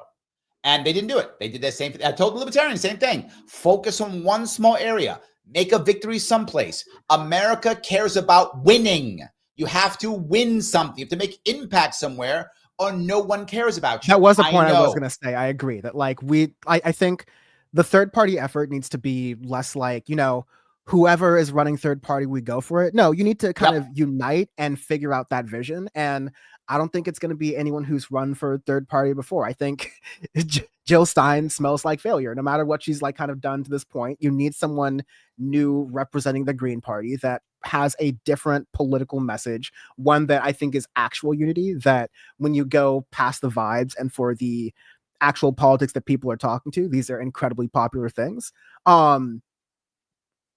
But a Republican-led unity, a billionaire business-led unity, a unity that many people have qualms about, but it's really ultimately down to people's personal ability to get past these qualms. But a Donald Trump-led unity is not a unity. You're not going to have all these people protesting, all these people upset. It's it's not a unity. Hold on. Most people aren't protesting like they were last time. That's number one. But number two, literally, I met hundreds of people, maybe more, and they're all over the place. You can meet them. People who were RFK Jr. Democrats, who voted Democrat for years, some decades, and they voted for Trump for only one reason, because of RFK Jr. That's by default a unity ticket right there. Some because of Tulsi, but not as much, right? Some because of not as much. Some because of Elon, but not as much. But some because he promised to put a libertarian in his cabinet, which he has not. But some because he promised that. Some libertarians went to him because of that. Some because he promised to free Ross, which at least did that. We got something. But that's what I mean by I don't mean a unity mean that he got all the people in. I'm not saying that. I'm saying he said, here is where I am in the Republican side. I'm going to grab this dude, her, and put them together. That's what I mean by unity ticket. And that clearly was that. Our definition of unity is different, because even when RFK Jr. was running a little bit more Democrat adjacent, there was no interest in him from Democratic primary voters. And I don't, at least if you're if it's gonna be Trump promised some things to some Bernie-crats and you saw this really big number of people like that, okay, that's going way past your ideology, Donald Trump's supposed ideology. That's showing that he's really actually willing to be transactional for power. But yes, no, there's a power thing, but also there's an ideology thing, and he knows that part of the ideology is triggering conservatives. Here's I think here's a funny case of this. When Vivek, who isn't even in the Trump orbit right now at this point, They gave him the boot. They threw him back to Ohio. Well, yeah, because you'll notice you have a bunch of, let me be polite, it's your show, not mine, but you have a bunch of people who have been in Donald Trump's orbit. I think Tim Scott could be one of these as well, who thought that they could be a token for the Trump campaign, the Trump team, only to realize that no, these are the same racist people who do not really take you seriously. We saw Vivek Ramaswamy being depicted in right-wing media as a 7-Eleven worker when he lost to Donald Trump. You had some of the most vile things that I've seen Republicans say towards other Republicans when Vivek Ramaswamy was bringing up the H-1B visa conversation in the beginning of January. I think like Donald Trump knows very much that the ideology and the vibes that exist within there and how little people are reading between the lines, that you can just say vibes and other people can sneak in and be like, salutes and things like that. He has been able to build a coalition fueled by ideology. Fueled by these sort of like culture war issues, but it has the money, it has the resources to ultimately benefit the wealthy benefactors that made it so Donald Trump was able to stave off all of his legal troubles, run a campaign and pay off a lot of those legal debts, and win himself immunity for any crimes he may have possibly done. Like, this is everything Donald Trump wanted, and he's giving that power back, but he knows the power isn't with people who will criticize him for his everything you're saying. Americans knew, and they said, "Yeah, we don't care." Yes, we are so upset with how things are that we don't care. Like when people said it, I saw all the time. He's gonna just not burn everything down. People like, burn it then. I don't care. I can't pay my rent. I burn it down. I don't have a job. I don't care. You're gonna see this. You're gonna see a lot of. I mean, like what you're gonna see happen is that like Donald Trump is gonna fulfill some of his promises. He's not gonna fulfill others, and people are gonna be checking and going, okay, eggs are still not down. Gas is going up. There's some other goods from China that I was used to enjoying that I'm not getting. Inflation is still bad. Cost of living is still bad, and some of that is gonna, I think the vibes are really going to shine through, and you're going to see people who are actually actively cheering these things on, that it's harder to live and make a living in this country in a lot of places, that people's are having a harder time with rights. And you're going to see people going, yeah, no, we don't care, because that was the whole project. I'm just worried. And I know for a fact that some people, there are a lot of women who voted for Trump who are going to realize that they really miss having reproductive services. You're already seeing it right now. And I'm sorry about that. Let me grab two things. This is over from Rumble. Straight End says he's wrong. Dem interest in RFK Jr. lost election for Dems. I agree with him. I think that if you look at the polling back then, RFK Jr. was polling in double digits during that time frame as a Democrat. It wasn't like he was getting 50%, but he was polling like 10, 12%. That's interesting. More than Harris was getting. He was actually, Democrats were interested. Well, Harris wasn't running. No, when she was running back in 2020, when she was running in the primary. No, but like RFK Jr. wasn't in the Democratic primary in 2020. No, they were polling during that. No, 2024 and 2023. They were polling in 2023, like possible Democrats, that kind of stuff. Right. But RFK Jr. in 2020, 10%. RFK Jr. was also actively running a campaign, and Kamala Harris wasn't. I'm not talking about, I'm saying one, Kamala Harris was running in 2020 when she was running in the Democratic primary. What I'm saying is she got less percentage than RFK Jr. got when he was. I understand what you're saying, but I think it's what like you said was, but you said no interest. And my point is there was interest. It wasn't no interest. Now, that's my only point. There was interest. It wasn't no interest. And the second piece is if Democrats had just ran a primary, they might have won this election. Or just run a primary. Yeah. I agree. It wouldn't have been RFK Jr. to win the primary because, listen, I think RFK Jr. got some people who called themselves Democrats, but that's the whole point. It's all about your priorities. It's all about how you do it. If the people who call themselves Democrats, and RFK Jr. was riding up for them, were even more of a fringe in the Democratic Party than even Bernie Sanders people, right? Like that. Now that might have been enough of a fringe because you take enough of a sliver of the Democratic Party together, and that can swing an election. I'm not necessarily disputing that. I think it's not one necessary factor, but RFK Jr., and I think we can easily agree on this, is not compatible within the Democratic Party, right? Like he's just like, no, I agree. I agree. Yeah, I think, the writing was going to be on the wall for a while, at least since the 2000s, from people I know who used to work directly with him, right? But I think this was inevitably going to happen. But I totally agree with you. The Democrats made a big mistake by, for the past decade, really, handpicking presidential nominees. From Hillary Clinton all the way to Joe Biden. That has been a mistake because you need your base to be fired up about a candidate, and no one in the Democratic Party. I mean, okay, I'm using no. You're getting on me with the no ones here, right? And so definitely there are people in the Democratic Party who are still riding with Biden, but the energy within the Democratic Party, which I was like paying much closer attention to, shifted overnight to Kamala Harris. Again, less even because people liked Kamala Harris, but they were like, "Oh, thank God, Trump. It's just not Biden." No, they hated Biden. They just hated Biden. That's true. They were just true. Thank God this guy's out of here. Like, I don't think, and I was one of these people, I'm like, I don't think Kamala Harris is going to win because I know this country. But you know what? For 24 hours, I'm going to celebrate the fact that Joe Biden's gone. And maybe, and you know what? I think that Kamala Harris put 2 or 3 more points on the board than Joe Biden would have, but still wasn't enough. Yes, and that's totally fine. Let me grab one of your guys. This is from is it Schmegley? I hope I'm saying it right. Schmegley. He says anti-establishment in the sense maybe that they all want to go full fascist and destroy many political norms. You guys like the fascist thing. That's like your thing. You like calling people fascist. Okay, so like here's the point about this that I will stand up for. So we saw Elon Musk make that gesture twice on live TV, on every channel, from every angle.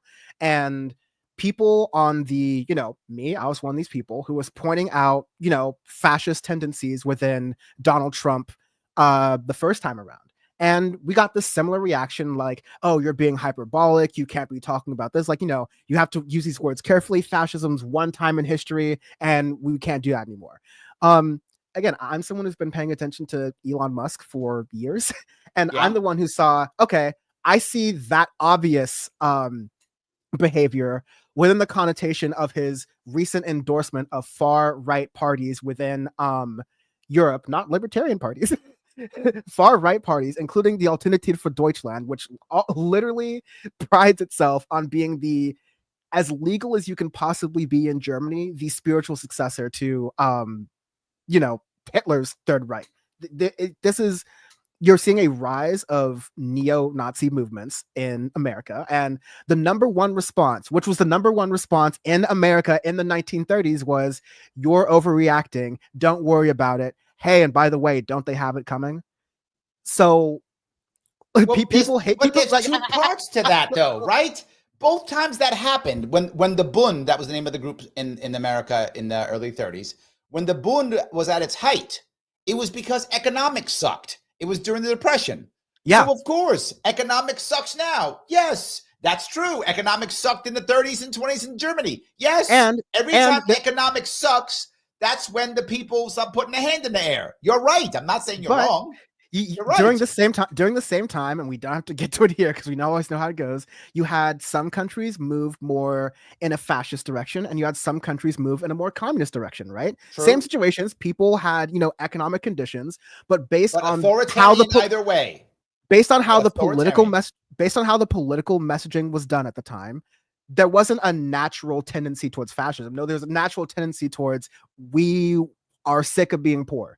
And we have an opportunity right now, because we know what happens and what it leads to say, let's address these conditions of people. I'm not saying go to communism. I'm also saying let's not go to fascism. And when we're seeing fascism coming very closely, let's not all, forget what our World War II veteran grandparents and, fought for and talked about, fighting Nazis and fighting fascists, and being aware of that. Instead, I want to touch all of this.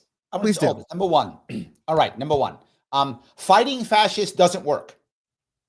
You have to get the fascists to not, you have to get them to not have followers, not fight them. They must not have followers. We've been fighting fascists forever. How in World War II did Germany not have followers? There's still fascists in Germany today. So we didn't beat fascism. That's not how it works. You have to there are not fascists in power in Germany. Let me finish. There's about to be, but let me finish. My point is, Germany has fewer laws on, like, you know, the First Amendment and free speech that I have to do with things that could lead to fascism because they have this history. Yes, but they still have fascists, is my point. The way you beat fascism is by making sure young men have something else to look up to and to do and be forward, because the people who will fill the armies of the fascists are always broken young men. That's through, whether that's Italy, Spain, Germany, America, does not matter. That's how it always works. You tell me how it works? That the Bund was full of that back in the 30s. That's how it works. So fighting them doesn't work. They want you to fight them. And internally, not externally, internally, when fascists fight, they win because they want to fight. They're not afraid of street fighting. They're not worried about it. You don't want to fight the fascists. You want to take away their followers. How do you do that? By giving these young men something else to look up to and look forward to.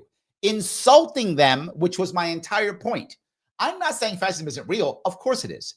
We don't look towards national fascism. We look towards authoritarianism. We want a strong man when we're in trouble. Somebody save me. I can't pay my bill. Somebody save me. We look to strength. If that strength happens to be more fascist, we go that route. Happens to be more communist, we go that route. But we follow a strong man. Trump, whether you like him or not, is a strong man, which is why we follow him as a nation. I don't. But as a nation, we do, because he's a strong man. We want someone to save us. So we go to a strong man. My point is, calling people fascists doesn't work. It just makes them angry at you. Putting them in a street and fighting, you will lose that battle every fucking time. No one beats fascists internally. Externally, they do. Internally, they win. You want to stop it? Have plans. I literally have plans since 2018. I've been having plans to get young men back in action. I've been having plans to get people. I know a lot of people push the idea of only union workers. I'm not against union workers at all. But I also want the idea of co-ops. I want young men having ownership, either of their own work or of being in a union. Either one. I want young men doing things. You do that, fascism goes away because there's nobody to be the fascist. There's nobody to put the armband on. Someone's got to put the armband on. If no one puts the armband on, it goes away. I'm sorry, I went a little bit long, but no. There's some things I think. So I think one way to fight fascism is to attack the material conditions and the roots of that. You don't do that through, virtue signaling executive orders, right? You do that through. Yeah. Well, here's the thing. There is the core of the right-wing movement that gets the core of all these, the boy who cried DEI. Not saying that's you, but I'm saying like a lot of these criticisms are people who fundamentally find the critique of racism to be more offensive than the racism. You can go down to it. You can just like be open up for that. There are people who are more afraid of being. I don't get that one. Yes, there are more people who are. A lot of the conservative movement, especially the identitarian conservative movement, are more offended by being called racist than actual actions of racism. Right? That is okay. That is the observation that people, internationally have been looking at America. It's that, how dare you call me a racist? By the way, I think Arabs bomb crap and live in open sewage. Those two things can exist because of what you're talking about. So it's like, I understand that at this point, I am turning off some group of people by naming fascist behavior, but I'm not going to stop doing that because I have many other opportunities to draw these connections without using that F word. But I'm not going to take the fact that we're in the late 1930s equivalent of America, where even the critiques of fascism draw more offense than actual fascism. Last thing, even in recent cases in America, when you have Proud Boys and far right movements come out in droves in certain cities, you'll have so-called Antifa and Black Bloc who come out usually in even bigger droves in the United States and in England.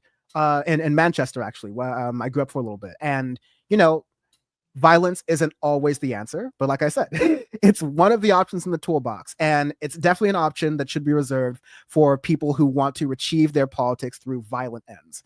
And these are people who are chanting Jews will not replace us. They're chanting that we need to stop the dilution of whiteness in society, that these people coming from the global south are savages, all these things that inform ideologies that are very powerful and very ascendant right now. And so you have to call that out for what it is in the historical context. There's some people who are more offended by that word, fascism or racism or any ism, than they are by the action.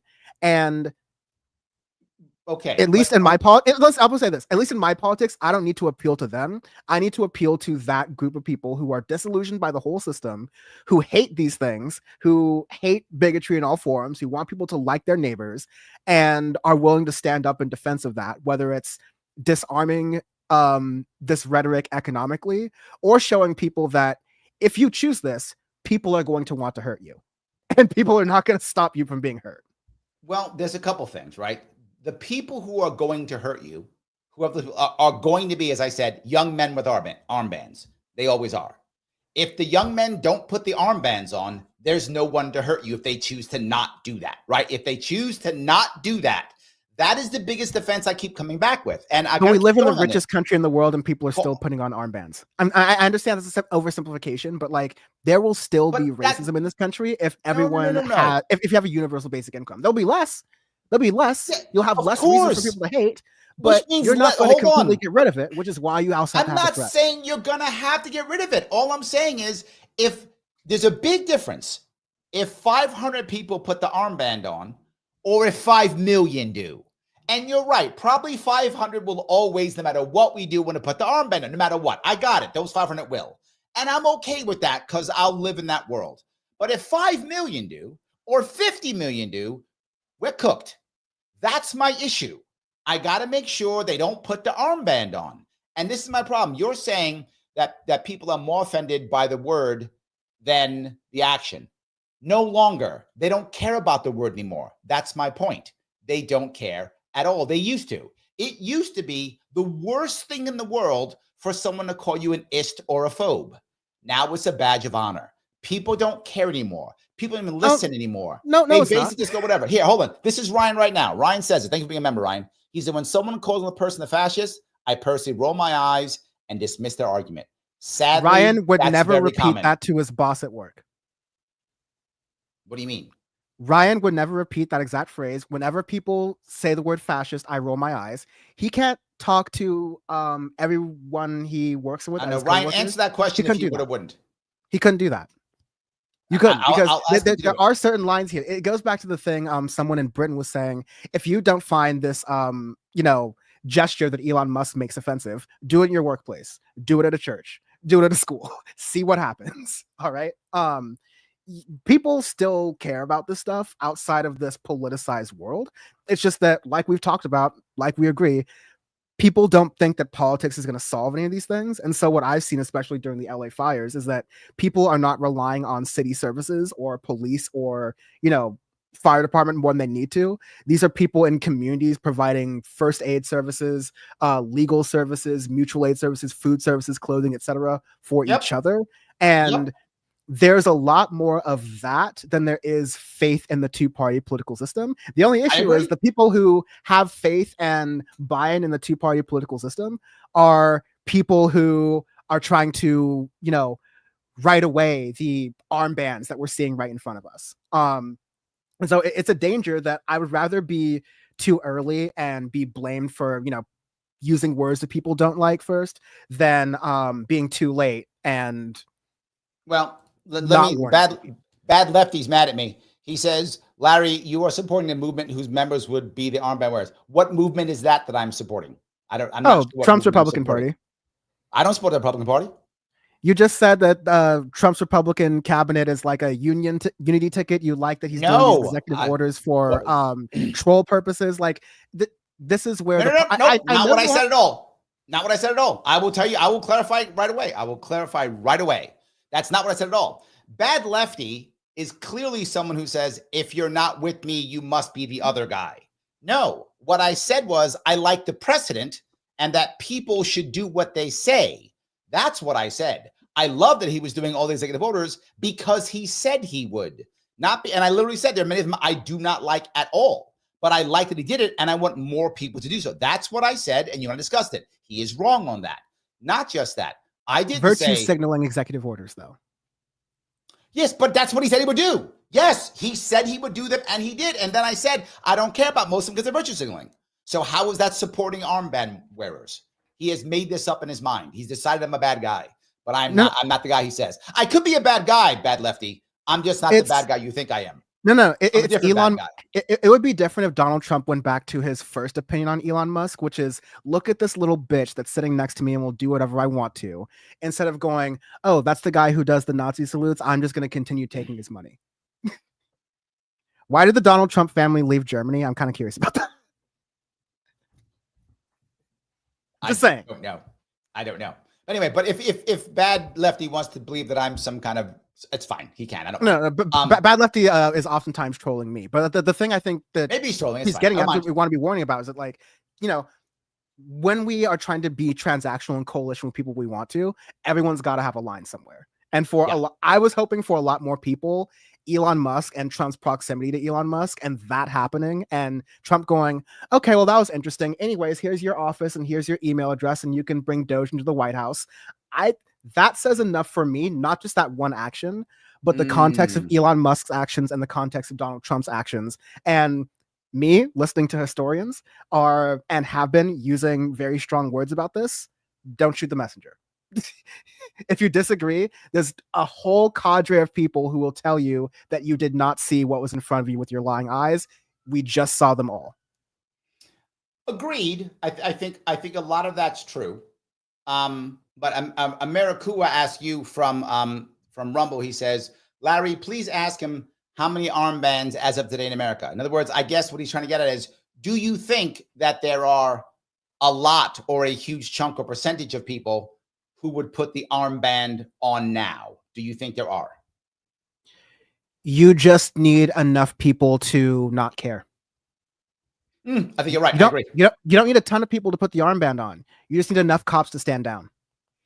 I agree. You just need enough people who are like, oh, well, that's just the woke, dyed-haired college students who are getting their asses beat. That's not me, good law-abiding citizen. Do you get those conditions when you're not calling this stuff out?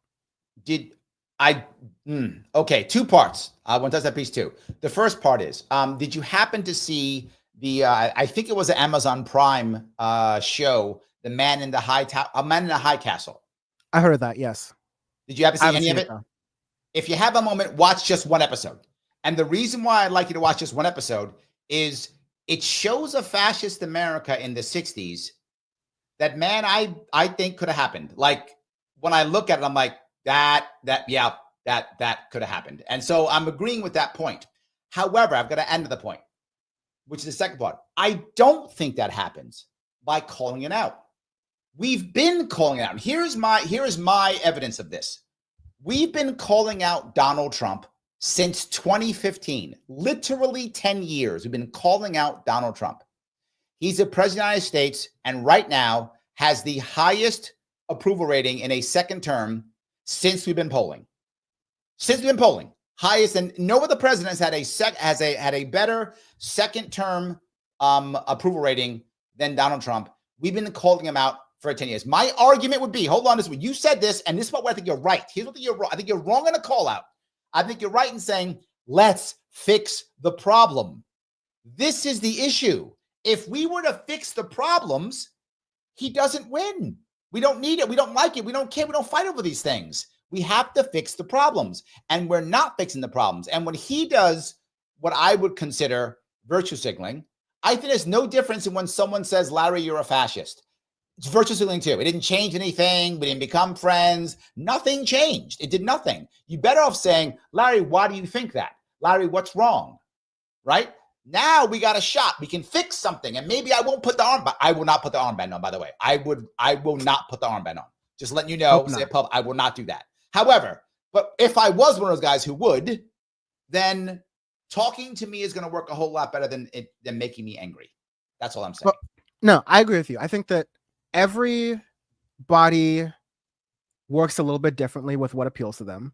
And I think that I use a lot of different ways to appeal to people. I think that if I'm talking to someone on the street and it's a one-on-one conversation, I am using a lot fewer $5 words because I just want to be relatable to whoever I'm talking to. Or if I'm actually talking to someone I know who's very college educated, then maybe I will dig into that a little bit because I know that that's something that I respect, right? Like I think this, you're a politician. Any successful political actor will kind of realize who they're talking to and meet them there, right? So yeah. I don't think that's like the best way to do it. You're right.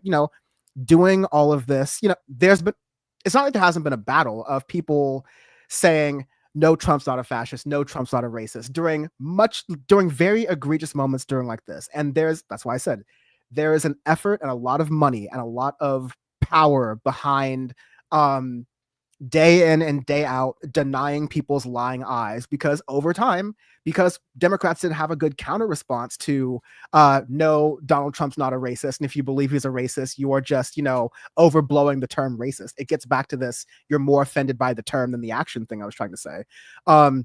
What you later get is this point where sorry to bring up the analogy, but there was a certain leader in Germany in the 1930s who lost one time and then gained power again and came back bigger, better, and blacker, right? Like he was, and it's the same thing here.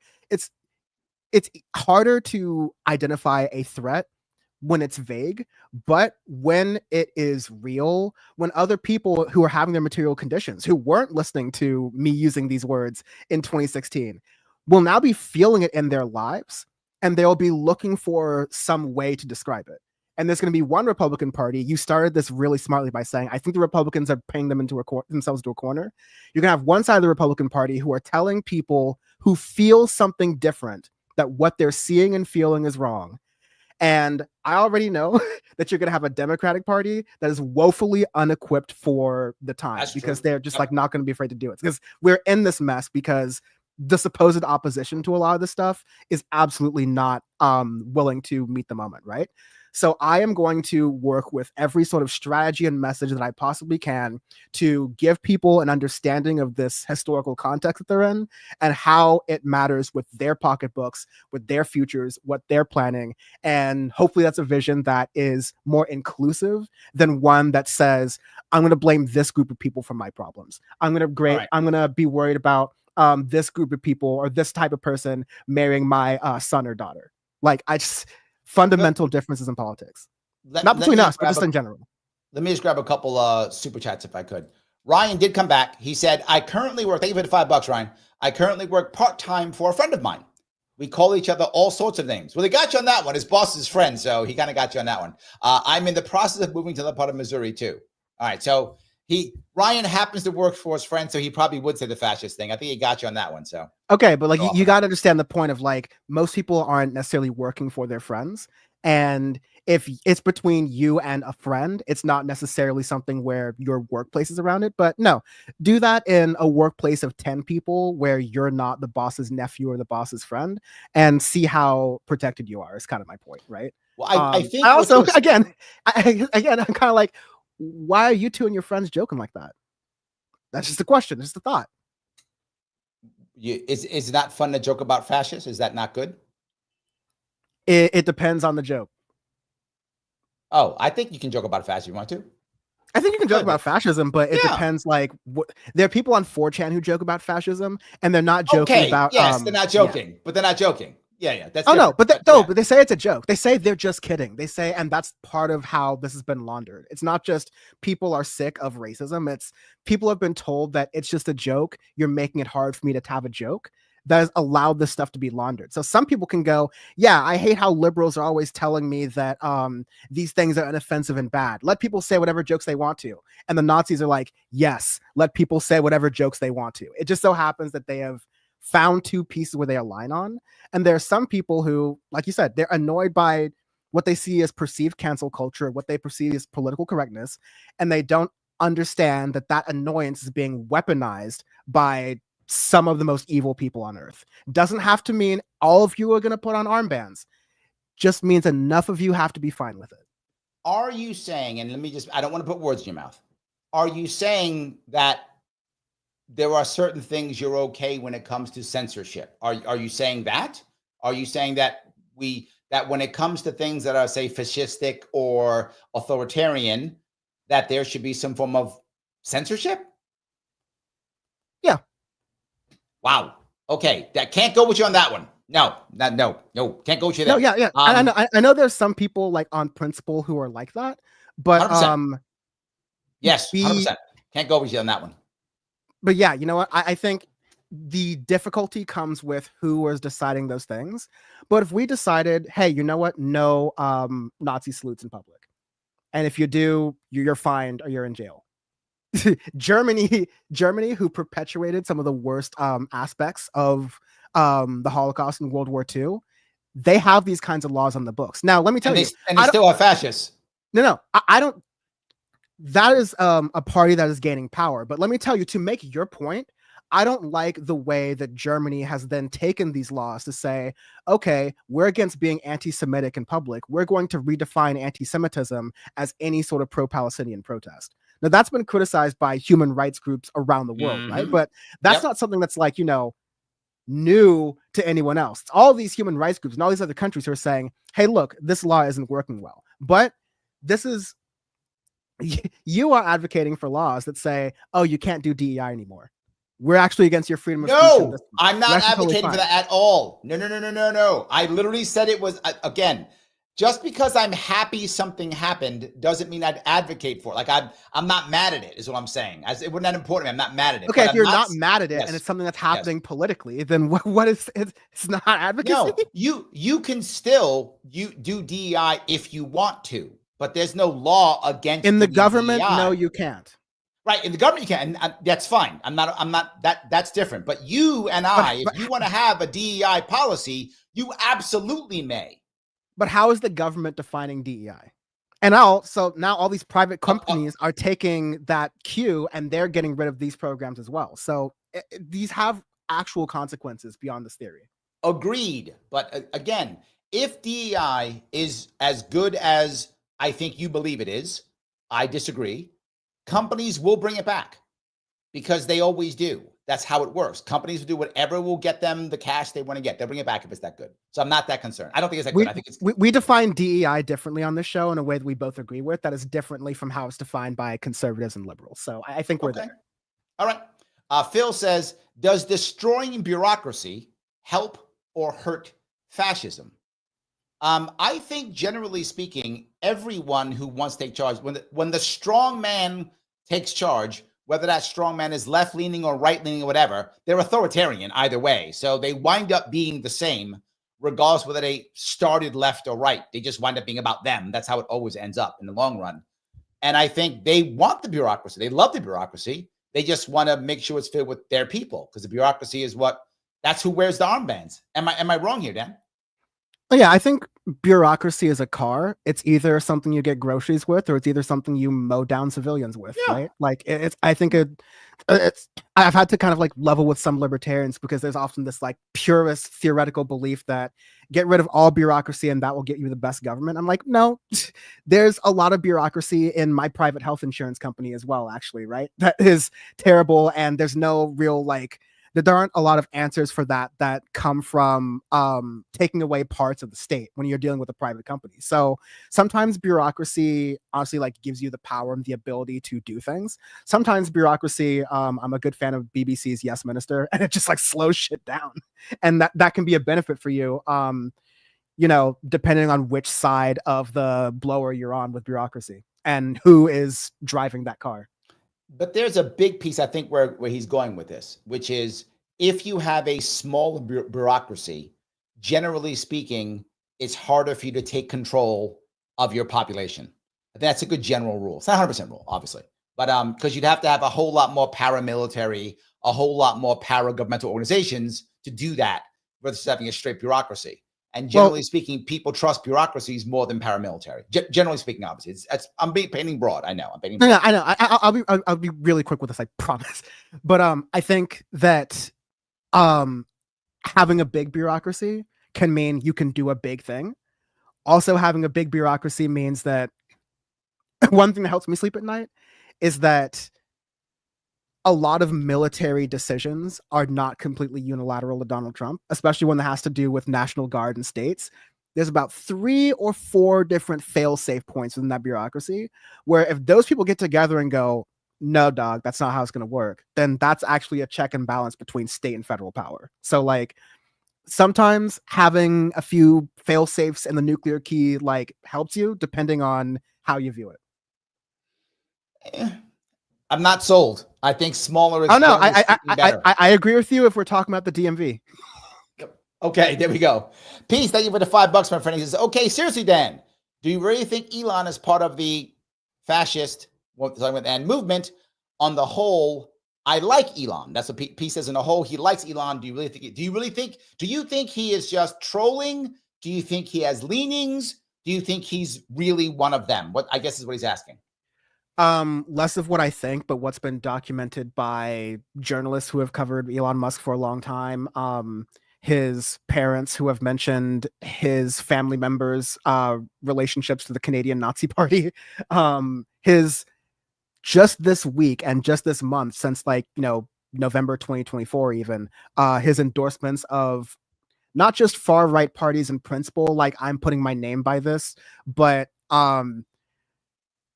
going to a crowd of far right Germans saying we must fight against multiculturalism, poisoning German society. Like, I'm not looking at one particular thing or one particular salute, but I'm looking at all that stuff together. And if all of this stuff was a joke and you were seeing how it was saying, and your response to something this serious that affects people of course, Jews in the Holocaust, of course, but so many other like minority groups around the world. And your response is, I'm just trolling. I'm just kidding. It doesn't matter. 6 million who died. That tells me enough about your politics. Because again, you're 4chan. I'm just kidding now. Not okay. I'm fighting for free speech. I'm just kidding. When you put all those things together in aggregate, yes, I'm sorry. Yes. Okay, you don't be sorry. It's fine. Pigba says, Larry, how do we combat a thing without naming the thing? I don't have to combat. I don't have to talk about poverty to help people not be poor.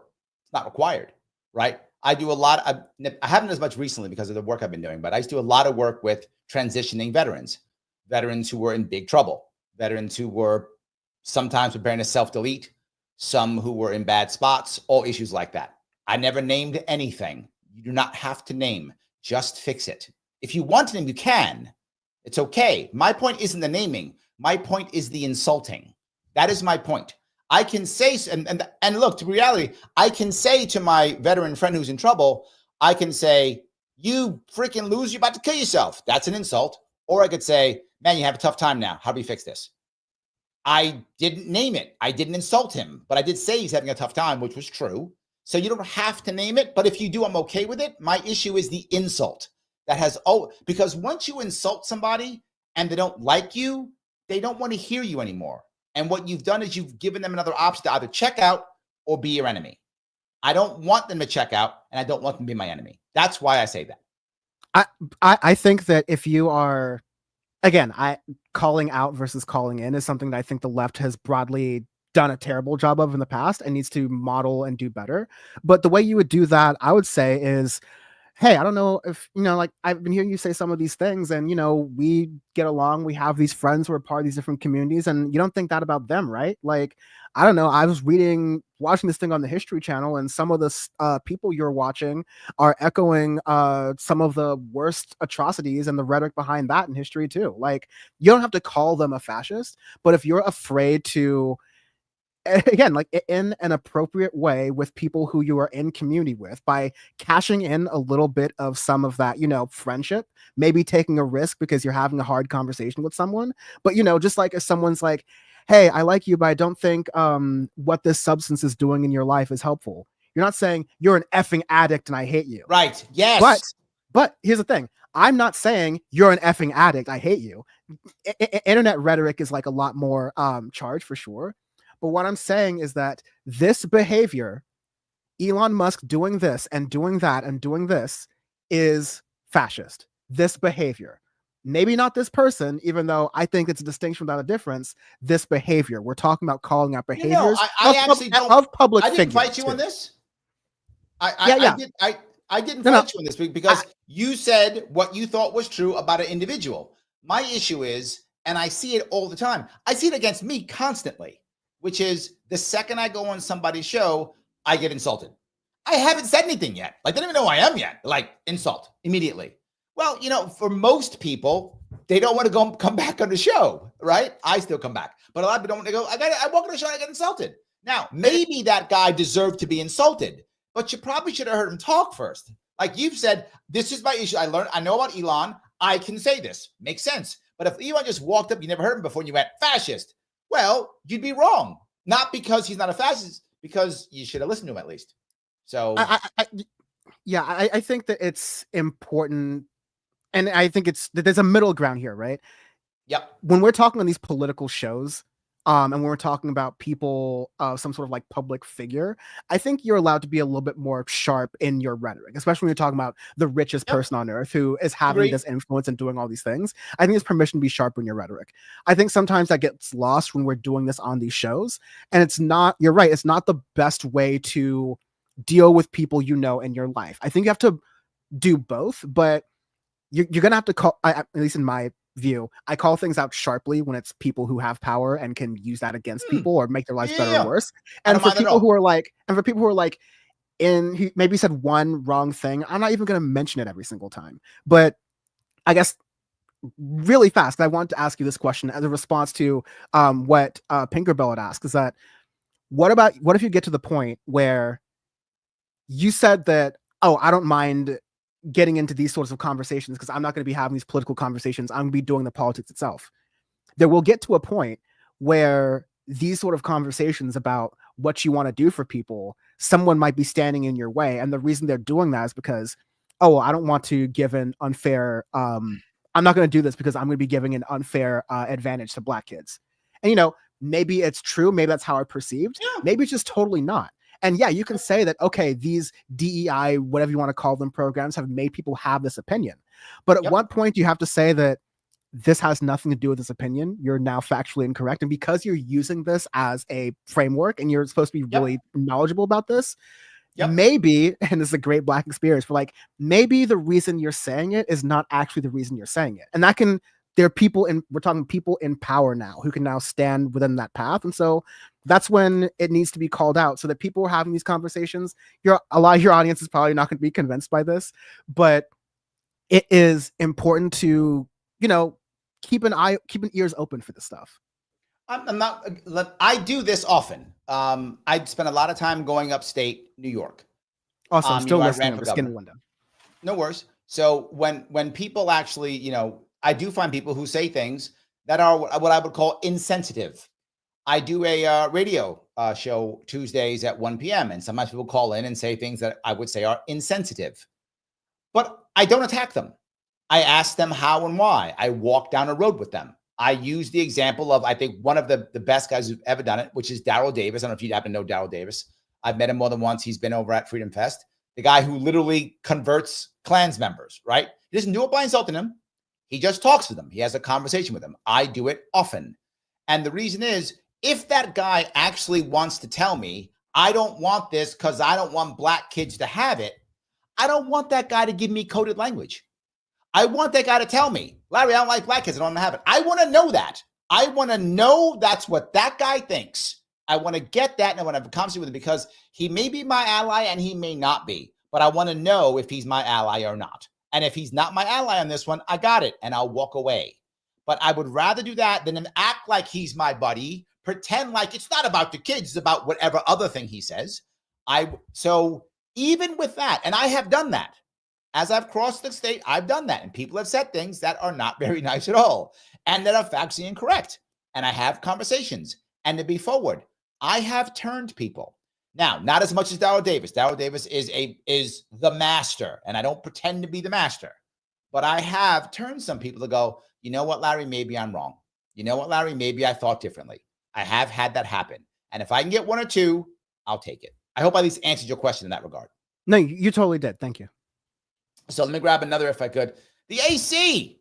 Thank you. Become a member, my friend. I appreciate it. I appreciate every little bit. I do appreciate it. So Might be from me, I think so, but all good. Yeah. AC. Yeah. Oh yeah. He is. All good. All good. No, I love it. He's a member. That's good. I don't care if it's your member or mine. It's still good. Okay. Yes. Thank you. Isn't it good?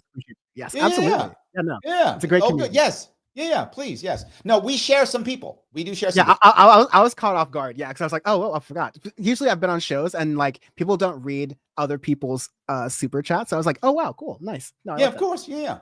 We do share. We actually share some members. You and I do share. Our communities overlap. P says, thank you for the $50. I was born and raised in Germany. How do we look at immigration? Does it destroy the culture? My friends visit Germany. The culture's diluted. It is, I think you mean diluted. It is wrong to want to maintain the culture. Is it wrong to want to maintain culture? Is the future putting everything into a blender? I think these are all valid questions and people are concerned about them. I get that completely. I think generally speaking, human beings don't actually mind change. It's not really a thing. Human beings mind being changed. We change ourselves all the time, but we have to believe that we're doing it on our own. We have to believe that we've decided it. Then we're okay with it. If we think someone's changing us, we get mad. We don't like it.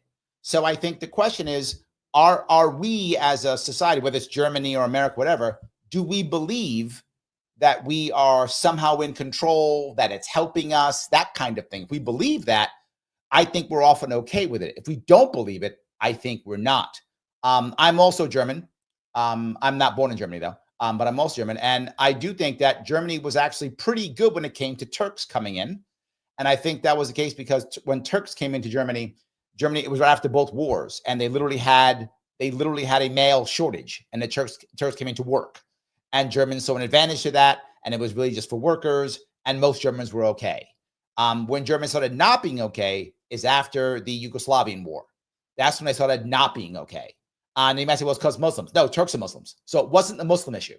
It was the issue that the Germans believed that this is now being forced on our throats, these damn Muslims. And the sad part is the Turks took a lot of heat from that too, who had already been there. And the German issue is the Germans don't have they might have it now. They didn't have birthright citizenship. So you could be a Turk born in Germany, raised in Germany, only speak German, you're still a Turkish citizen. So the Turks took a lot of it from them. There was a really bad spot there. So I don't think we have to put everything into a blender, but I think we do by default. Migration's a common thing that humans do. Our cultures do blend.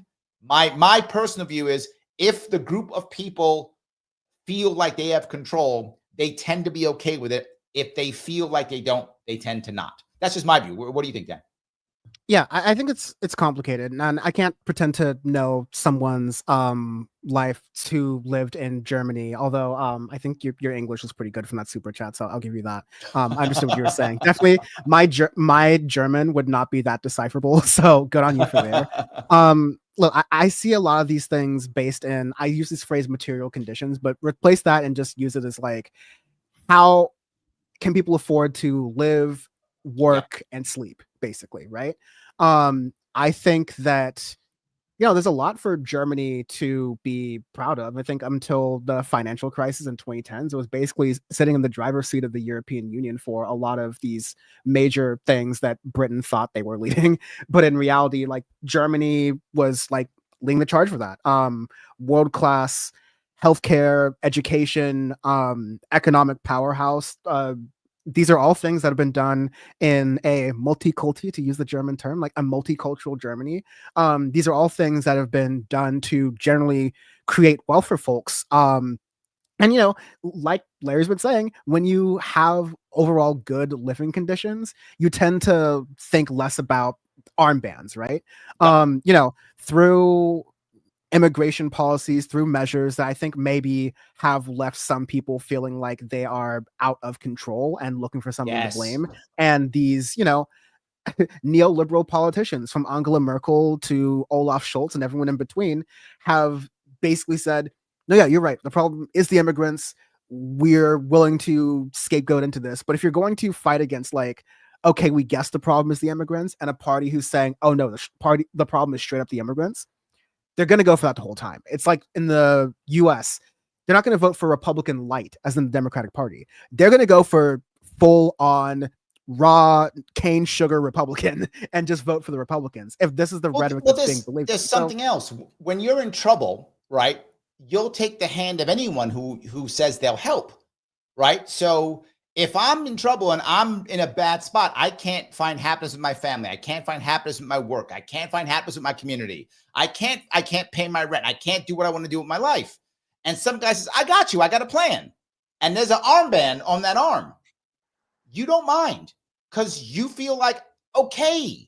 And my point, which I think the Democrats have failed horribly these last couple of years, is they had no answers. If they would have had answers, people would have, whether you like Trump or not, and I think Bad's going to be mad at me now for saying this, but whether you like Trump or not, the guy's got answers, lots of them. I got 30 answers one day. I got tons of answers. You want to answer? I got them. I got answers everywhere. So he's got answers. You may not like his answers, but when there's nothing else, you'll take those answers. Yeah, I agree. It's a fundamental failure of liberalism to be too afraid. And we know why they're too afraid, because they're fundamentally too afraid to call out their own power structures, wealth hoarding, all of these factors that are making, okay, the poorest are $1 less poor every single month, and the richest are multiplying their wealth by double every 6 months, trillions on trillions on trillions. Okay, liberals are not willing to call out that system. Republicans are, conservatives are willing to say this system sucks, and we know who to blame it on. Yes, if liberals were willing to, you're not wrong. If liberals were willing to go as hard with the system that is causing this wealth concentration, as hard as conservatives are willing to go on migrants and the unhoused or LGBTQ folks, then we would live in a very different, I think, better politics for us all around. But the armband is the only one reaching out the hand, and the other hand is like, they're reaching up for the donors, and the armband is reaching up for the donors and down at the regular people. So it's like, at least you almost have to be like, okay, at least they're doing more work. Right? Like, I'm just giving credit where credit is due. That's all I'm saying. But it's literally just like, I just can't give credit for such a rancid ideology with, they're not actually lending a hand to all workers. They're lending a hand to workers who agree with this identitarian politics. They're not lending a hand to migrant workers. So Duke of Heck says, Milton Friedland once asked Donahue, where are you going to find these angels to organize society for us? I don't even trust you to do that. His point was that the road to hell is paved with good intentions of idealists. Thank you for the $20, Duke of Hex. I agree with that. That's libertarian ideology 101. Milton Friedman is a very popular libertarian. I agree completely. That's why I say the smaller the government, the better in general, and the more localized the government, the better in general. And for those people who wonder, do I not like unions, or do I not like small business? I love small business. I make a distinction, and sadly, too many people on the left, and I mean left when I don't mean Democrats, on the left, too many people on the left make this mistake. They say everybody who's not a worker is a capitalist. And I say that's a silly distinction. There is a difference between a locally owned business and a multi-country international corporation. There's a difference between the guy who runs Bob's Deli and the guy who owns 7 franchise McDonald's. There's a difference. And too many people on the left don't make that distinction. There's a difference between a guy who rents out a room or rents out an apartment in his basement and a guy in New York City who has 2,000 apartments that he runs.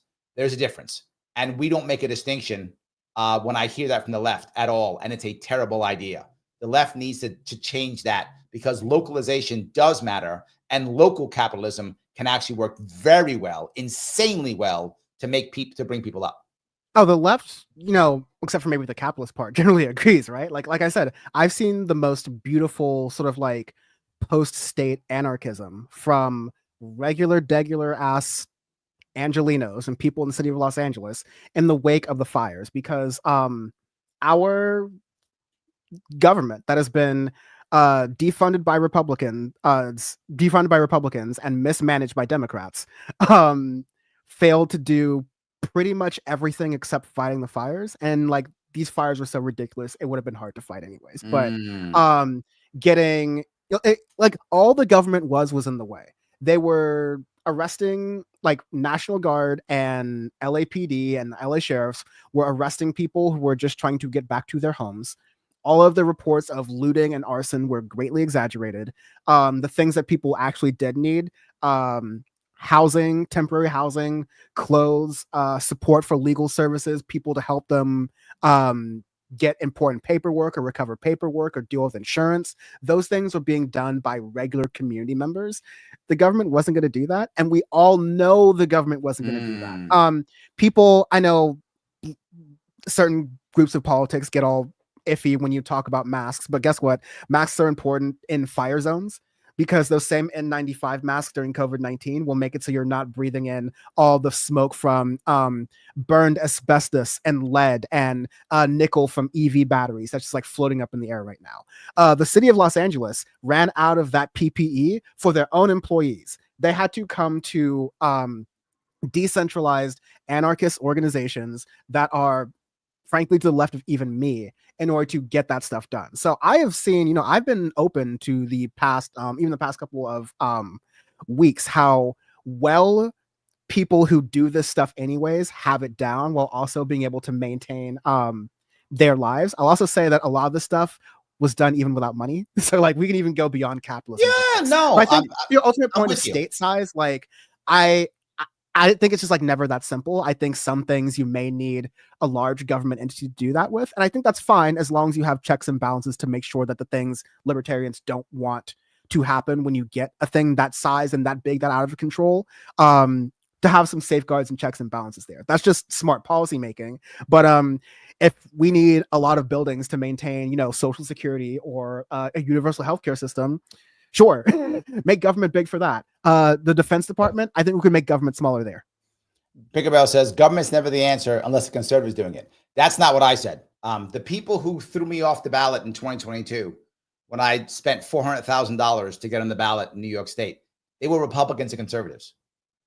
Mm-hmm. It'd be your own. Yeah.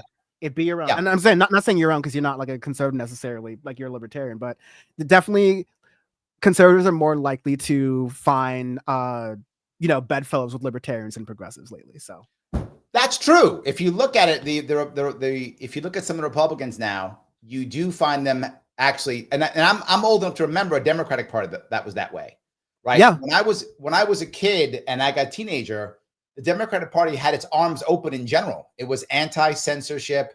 It was more free speech. It was anti-war. It was much more open. It was basically, do you not like the neocons? You don't like neocons? You're a Democrat. That's kind of how they were back in then. Rand Paul is currently seen as like a pretty conservative person with like the guise of libertarian, but his father, Ron Paul, was like a really like tried and like, we look back at these people with a lot of like rose-colored glasses, sure. But no, Ron Paul was a very particular, you would see him on left and right circles. He would be someone who, like Bernie, caucused with a party to maintain power, but generally acted as an independent and was one of the loudest anti-war voices in the 2000s when that was hard to do even for a conservative or libertarian in office. So you definitely had a lot of changes with this, which is why I think we just need to almost like create new terms or create new coalitions and worry about the terms later, because this ability to conspire and like co-collude in a good way is still there within Americans, as 100%. Long as the more you leave the two-party cycle and rage bait news and get into these kind of conversations and start to break the rage bait within ourselves, then we can start to build these paths and worry about the titles later. Pickerbell says, Larry, sweetie, you just went on about how Trump has answers. He does have answers. You don't think I will be clear, Pickerbell. He has answers, not the answers. I think this is the thing we talk. This is the thing we talk about on the left, where Kamala Harris and Tim Walz, and before that Joe Biden, were not giving the left or even within the Democratic Party tangible reasons to vote for them. Yes, that's my exact point. Donald Trump had concepts of a plan. He does not have the plan, but he's giving you plans. He's giving you plans. Absolutely. And you know what? Like, yeah, we can argue, and we will until we're blue in the face about how smart or well thought out those plans were, and whether or not the people who voted for him cared about how smart or thoughtful those Do you plans think were. I'm a libertarian? You think I like tariffs? You think I think that's a good plan? I'm a libertarian. You think I like tariffs? I'm a libertarian. You think I like ending all immigration? You think I like that? You think that's what I think, Pickerbell? The difference is that if the shoe were on the other foot, I would be criticizing Democrats more for things that were actually against my ideology versus me going, this is a win. This is kind of not what I agree with, but it's a win. I think that's kind of where the difference comes. I used to do the opposite. Well, I used to do the opposite when it was years ago. And I would say that because the Democrats used to have a whole bunch of ideas I didn't like, right? Particularly in New York State. More money, more money, more money, more money. And Republicans had no answers. And I told Republicans, of course I'm voting for Democrats. Why wouldn't we? Democrats have answers. And they would tell me all the time, yeah, but these answers are killing the state. Yes, but they're still answers. What's the Republican answer? Well, Democrats suck. That's not an answer. Democrats suck is not an answer. Democrats have, in my state, all they do is just throw money at problems. They don't solve anything, just throw money at it, right? So that's a terrible answer, but it is an answer. I'll just throw more money at it. In the case of Trump, what were the Democrats last year? They were only one thing, Pickerbell, orange man bad. Trump's bad. They didn't have any answers like that. Harris had no answers. So my challenge to you though is Democrats bad is in a 2.0 phase right now, where now we've created some, Ron DeSantis was the example of the anti-woke politician, and every single like big, quote unquote anti-woke measure he tried to do, whether it was schools or Disneyland or his own version of Papers, Please law, flew right back in his face, failed miserably. Republicans were like, dude, if you keep this up, we're going to get rid of you. The rubber hits the road when you actually start to apply these policies they're talking about, these like MAGA policies in the real world, because within a week, people in Florida were like, damn, no one's coming for our oranges. The trucks aren't coming, like not just because those workers were undocumented, but because they are protesting in solidarity with the undocumented workers, and acknowledging that Ron DeSantis's relatives aren't going to do a summer project where they're working in the orange fields picking fruit. And that, like, we shouldn't have a government that allows employees to exploit cheap labor by hiring undocumented. Like, we should have a better system through this in general. But yeah, I am very much driven by the ideology. And when I was criticizing Joe Biden, which I did very vehemently in the East Palestine, Ohio train derailment, right? Like that, Ted Cruz was on my side on that one, because we were like, no, you got to give these people their union protections, because Union Pacific or whatever the railway company was not giving it to them, was not protecting these workers. Biden stepped in between that on the side of the railroad companies. And so, I wasn't like, hey, it's Joe, whatever, he's doing other things I like. I was like, no, that's ridiculous. And I wanted to work back on that. But most people did that though. Most did. No, most of like he's a blue guy. He's not a red guy. So if I'm a blue guy, it's fine. And if you're a red guy, even if you agreed with it as a red guy, you went, he's a blue guy, so he's bad. I think it depends on most, because there were some people, and these people started the administration being mad about East Palestine, and then they ended the administration being mad about Palestine and Gaza, right? I think there are a lot of people who were already burned by Bernie Sanders. They're like, I'm not going to vote blue no matter who anymore. Like, you got the last one out of me during 2020, because I literally thought the world was ending with COVID. But you had a lot of people who were just waiting for more reasons to never support the Democratic Party again. And for a lot of people, that was just the kickstarting point. But I think that's what I'm looking for, and that's what I see in a lot of people, are people who are driven by principles and ideology versus this transaction politics. And there's such a limited transaction politics. I just want to make sure that people are privy to, and they're not thinking that Republicans have figured something out. This is still the I hate the opposition politics, just with veneers instead of fixed dental hygiene. The piece I want to, I guess, I feel like we're talking a little bit about the Democratic Party being better than a Republican Party, And I think it depends upon what state you're in. And that may sound odd, but I do think that. No, I If think I you're in agree, but I also just like don't want yeah, to argue within the framework of these two parties we both hate. I true. don't want us to, Yes. I don't want us to get trapped in these. And not this is not a criticism of you, but this is like in general. It's so easy because these are the parties that be, and we have to like transact with them to get anything. But yeah, 10 days, 7 days into a new administration, I'm thinking about transcending that. And yeah, there's a lot of ways to do that. And on a state level, yeah, believe me, as someone who, and we're both in very blue states, yeah, there's a lot you can do. Yes. So let me do, if I could, guys, if you haven't clicked the like button, you're watching, so that means you like it. Even if you're mad at me and you think I'm, I don't know, the F word or whatever you think I am, I don't care. Whatever, click like anyway. Like, you can like it or hate it, whatever, just do it. Click the like button, it does matter. And if you're not watching on mine, then click on Dan's. Doesn't matter, click like either way. One of us got to get a like out of this. You have to, otherwise why are you watching? You insane? We appreciate your support. Absolutely. And please and your also vitriol. share. I'm fine with your vitriol. Totally fine. Yes. Please share and or repost this. Repost this in a Facebook group. It's all good. If you have not subscribed or you don't follow us on Rumble, on Facebook, please do so. You can always super chat me. I love those super chats. You can super chat Dan too if you want to, right? You can get out there and you can become members. Click that all notifications. Make sure you do that. Only 14% of the people who subscribe to me click all notifications, guys. Come on now. You're messing up.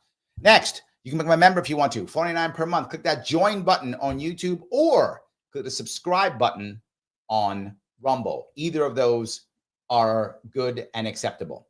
So hold on. I do want to grab someone off of, this is off of Instagram. All right. So Americans are seeing these issues and standing down the way the cops do by calling things out rather than taking effective action to change the issue. That is the one and only Sarah Bear says that. I think what she's saying is she thinks Americans are standing down and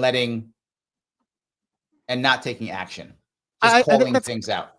Yeah, I think that's kind of like what you're saying is that we've reached a point for whatever reason. We've debated this back and forth. But like we've reached a point where calling something racist or sexist is not, I don't think it ever really was in this country, but it definitely is not politically effective if you want to neutralize the power of that politically, rhetorically, culturally, whatever, right?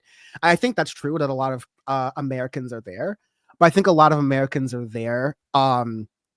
Again, I always bring it back to economic conditions, which is where Larry and I can really find a lot of agreement, which I think everyone can. And by improving people's economic conditions, you make it harder for these sorts of let's blame outsiders ideology. Let's blame people who I don't understand ideology. You're just like, I don't care. I'm going on a vacation this weekend with my family. Like I don't have time to do all this. Right. It's kind of why I worry about, again, not the libertarians, but some parts of the conservative movement is that Vivek and Elon Musk and like a lot of MAGA were trading slurs and insults on New Year's Day about H-1B visas and like, immigrants and, how much that mattered. And I was like, I can't pay attention to this because I love being with my family on New Year's Day.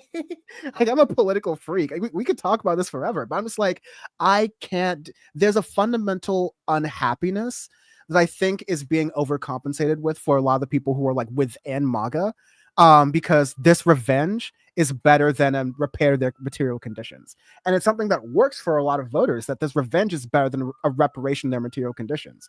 So I think this is a real opportunity to kind of see like, sorry for the siren behind me, but I think it's a real opportunity for people to ask like, are we winning yet? Like, are we actually those little stickers they'd put on gas pumps with Joe Biden pointing to the price saying, I remember that. That was brilliant. Yeah, I'm gonna make a kill in making those Trump ones now because we're going to have look, we're gonna have to have these conversations, and we're gonna see how many people this was all just a game and they didn't care about egg prices. They just want the end results. Here's the thing, and this is what I'm gonna say. I'm gonna wait a year, and I did it with Malay too. I said I'd give Malay a year and see if it's overall good or overall bad. Now the advantage Malay had is Malay was in a horrible spot, so it's much easier for him to be better. Absolutely true. Trump, though, I think Trump has oversold this. He's like, it's going to be a golden age, blah, blah, blah, blah, blah. Now, the advantage is if luck hits him right and his policies actually work, a year or two from now, they could think he's amazing. Or the reverse, you're right. He talked all the trash, nothing happens, and there's a bunch of stickers with him going, I did that. I think he's rolled the dice here hard, Dan. I think you're totally right. But he does have a chance of being the hero. I think that could happen. He also has a horrible chance of being trashed. I think you're right.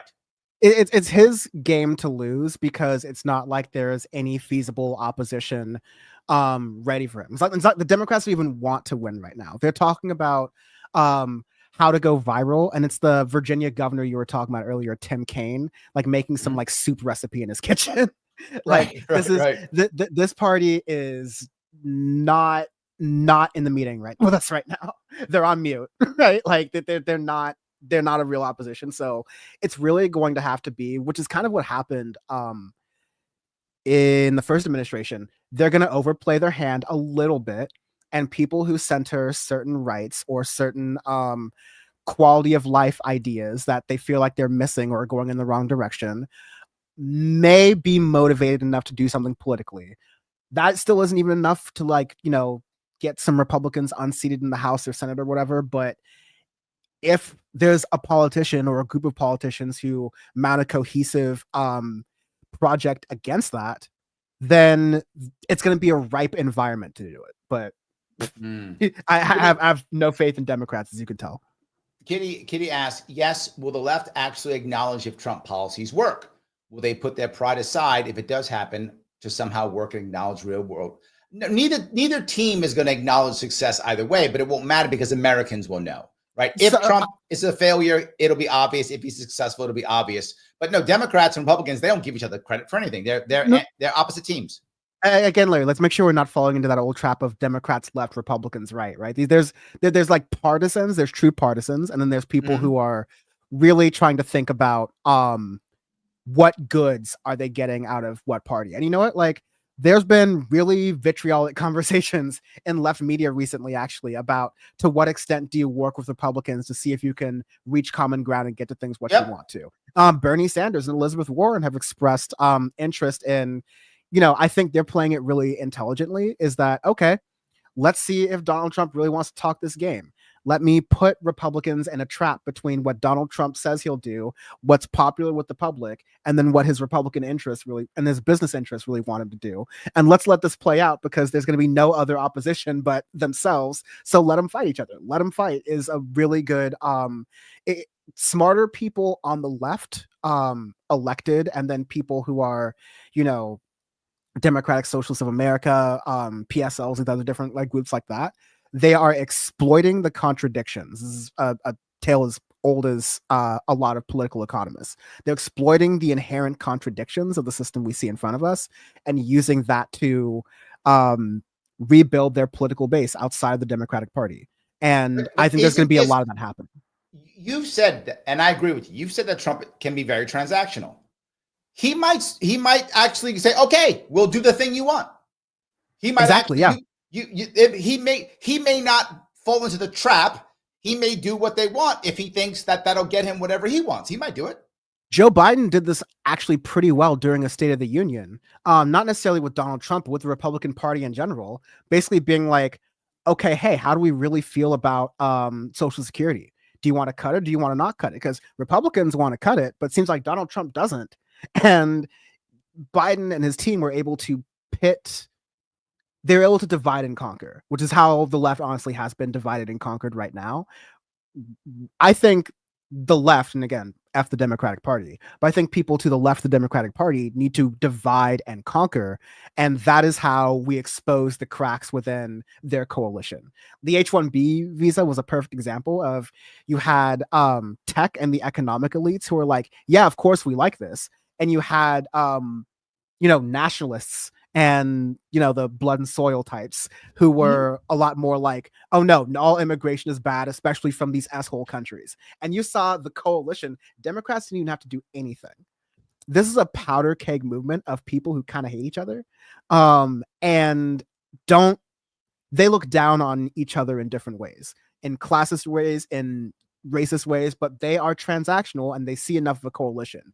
if you start biting against that, and not to talk about all the retirees who are like, keep your government hands off my social security, and they live in that paradox. Oh no, it's a target rich environment for a savvy politician. You're not going to find him in the Democratic Party, though.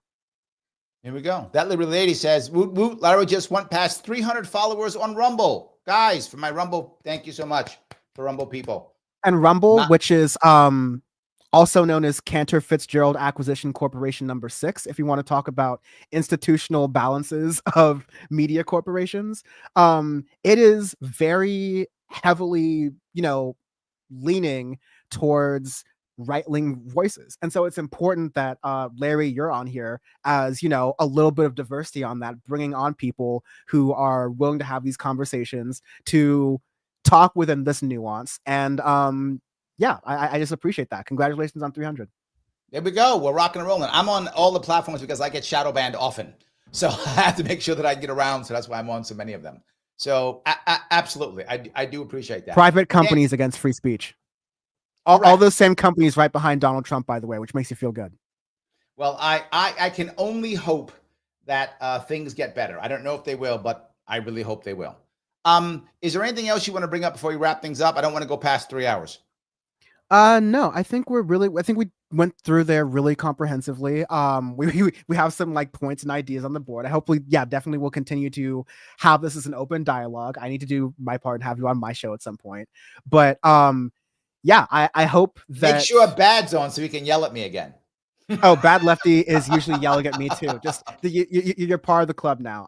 It's like a rite of passage. I'm part of the family. Nice. No, yeah. I encourage your audience. I encourage you, especially like, I'm less saying this to you, but more just like your audience and anyone else who's watching this, and also my audience, to look for moments outside of this political system to build connections with people. Not like, pundits going back and forth. I'm not going to break bread with certain politicians and major media figures who have said vile stuff.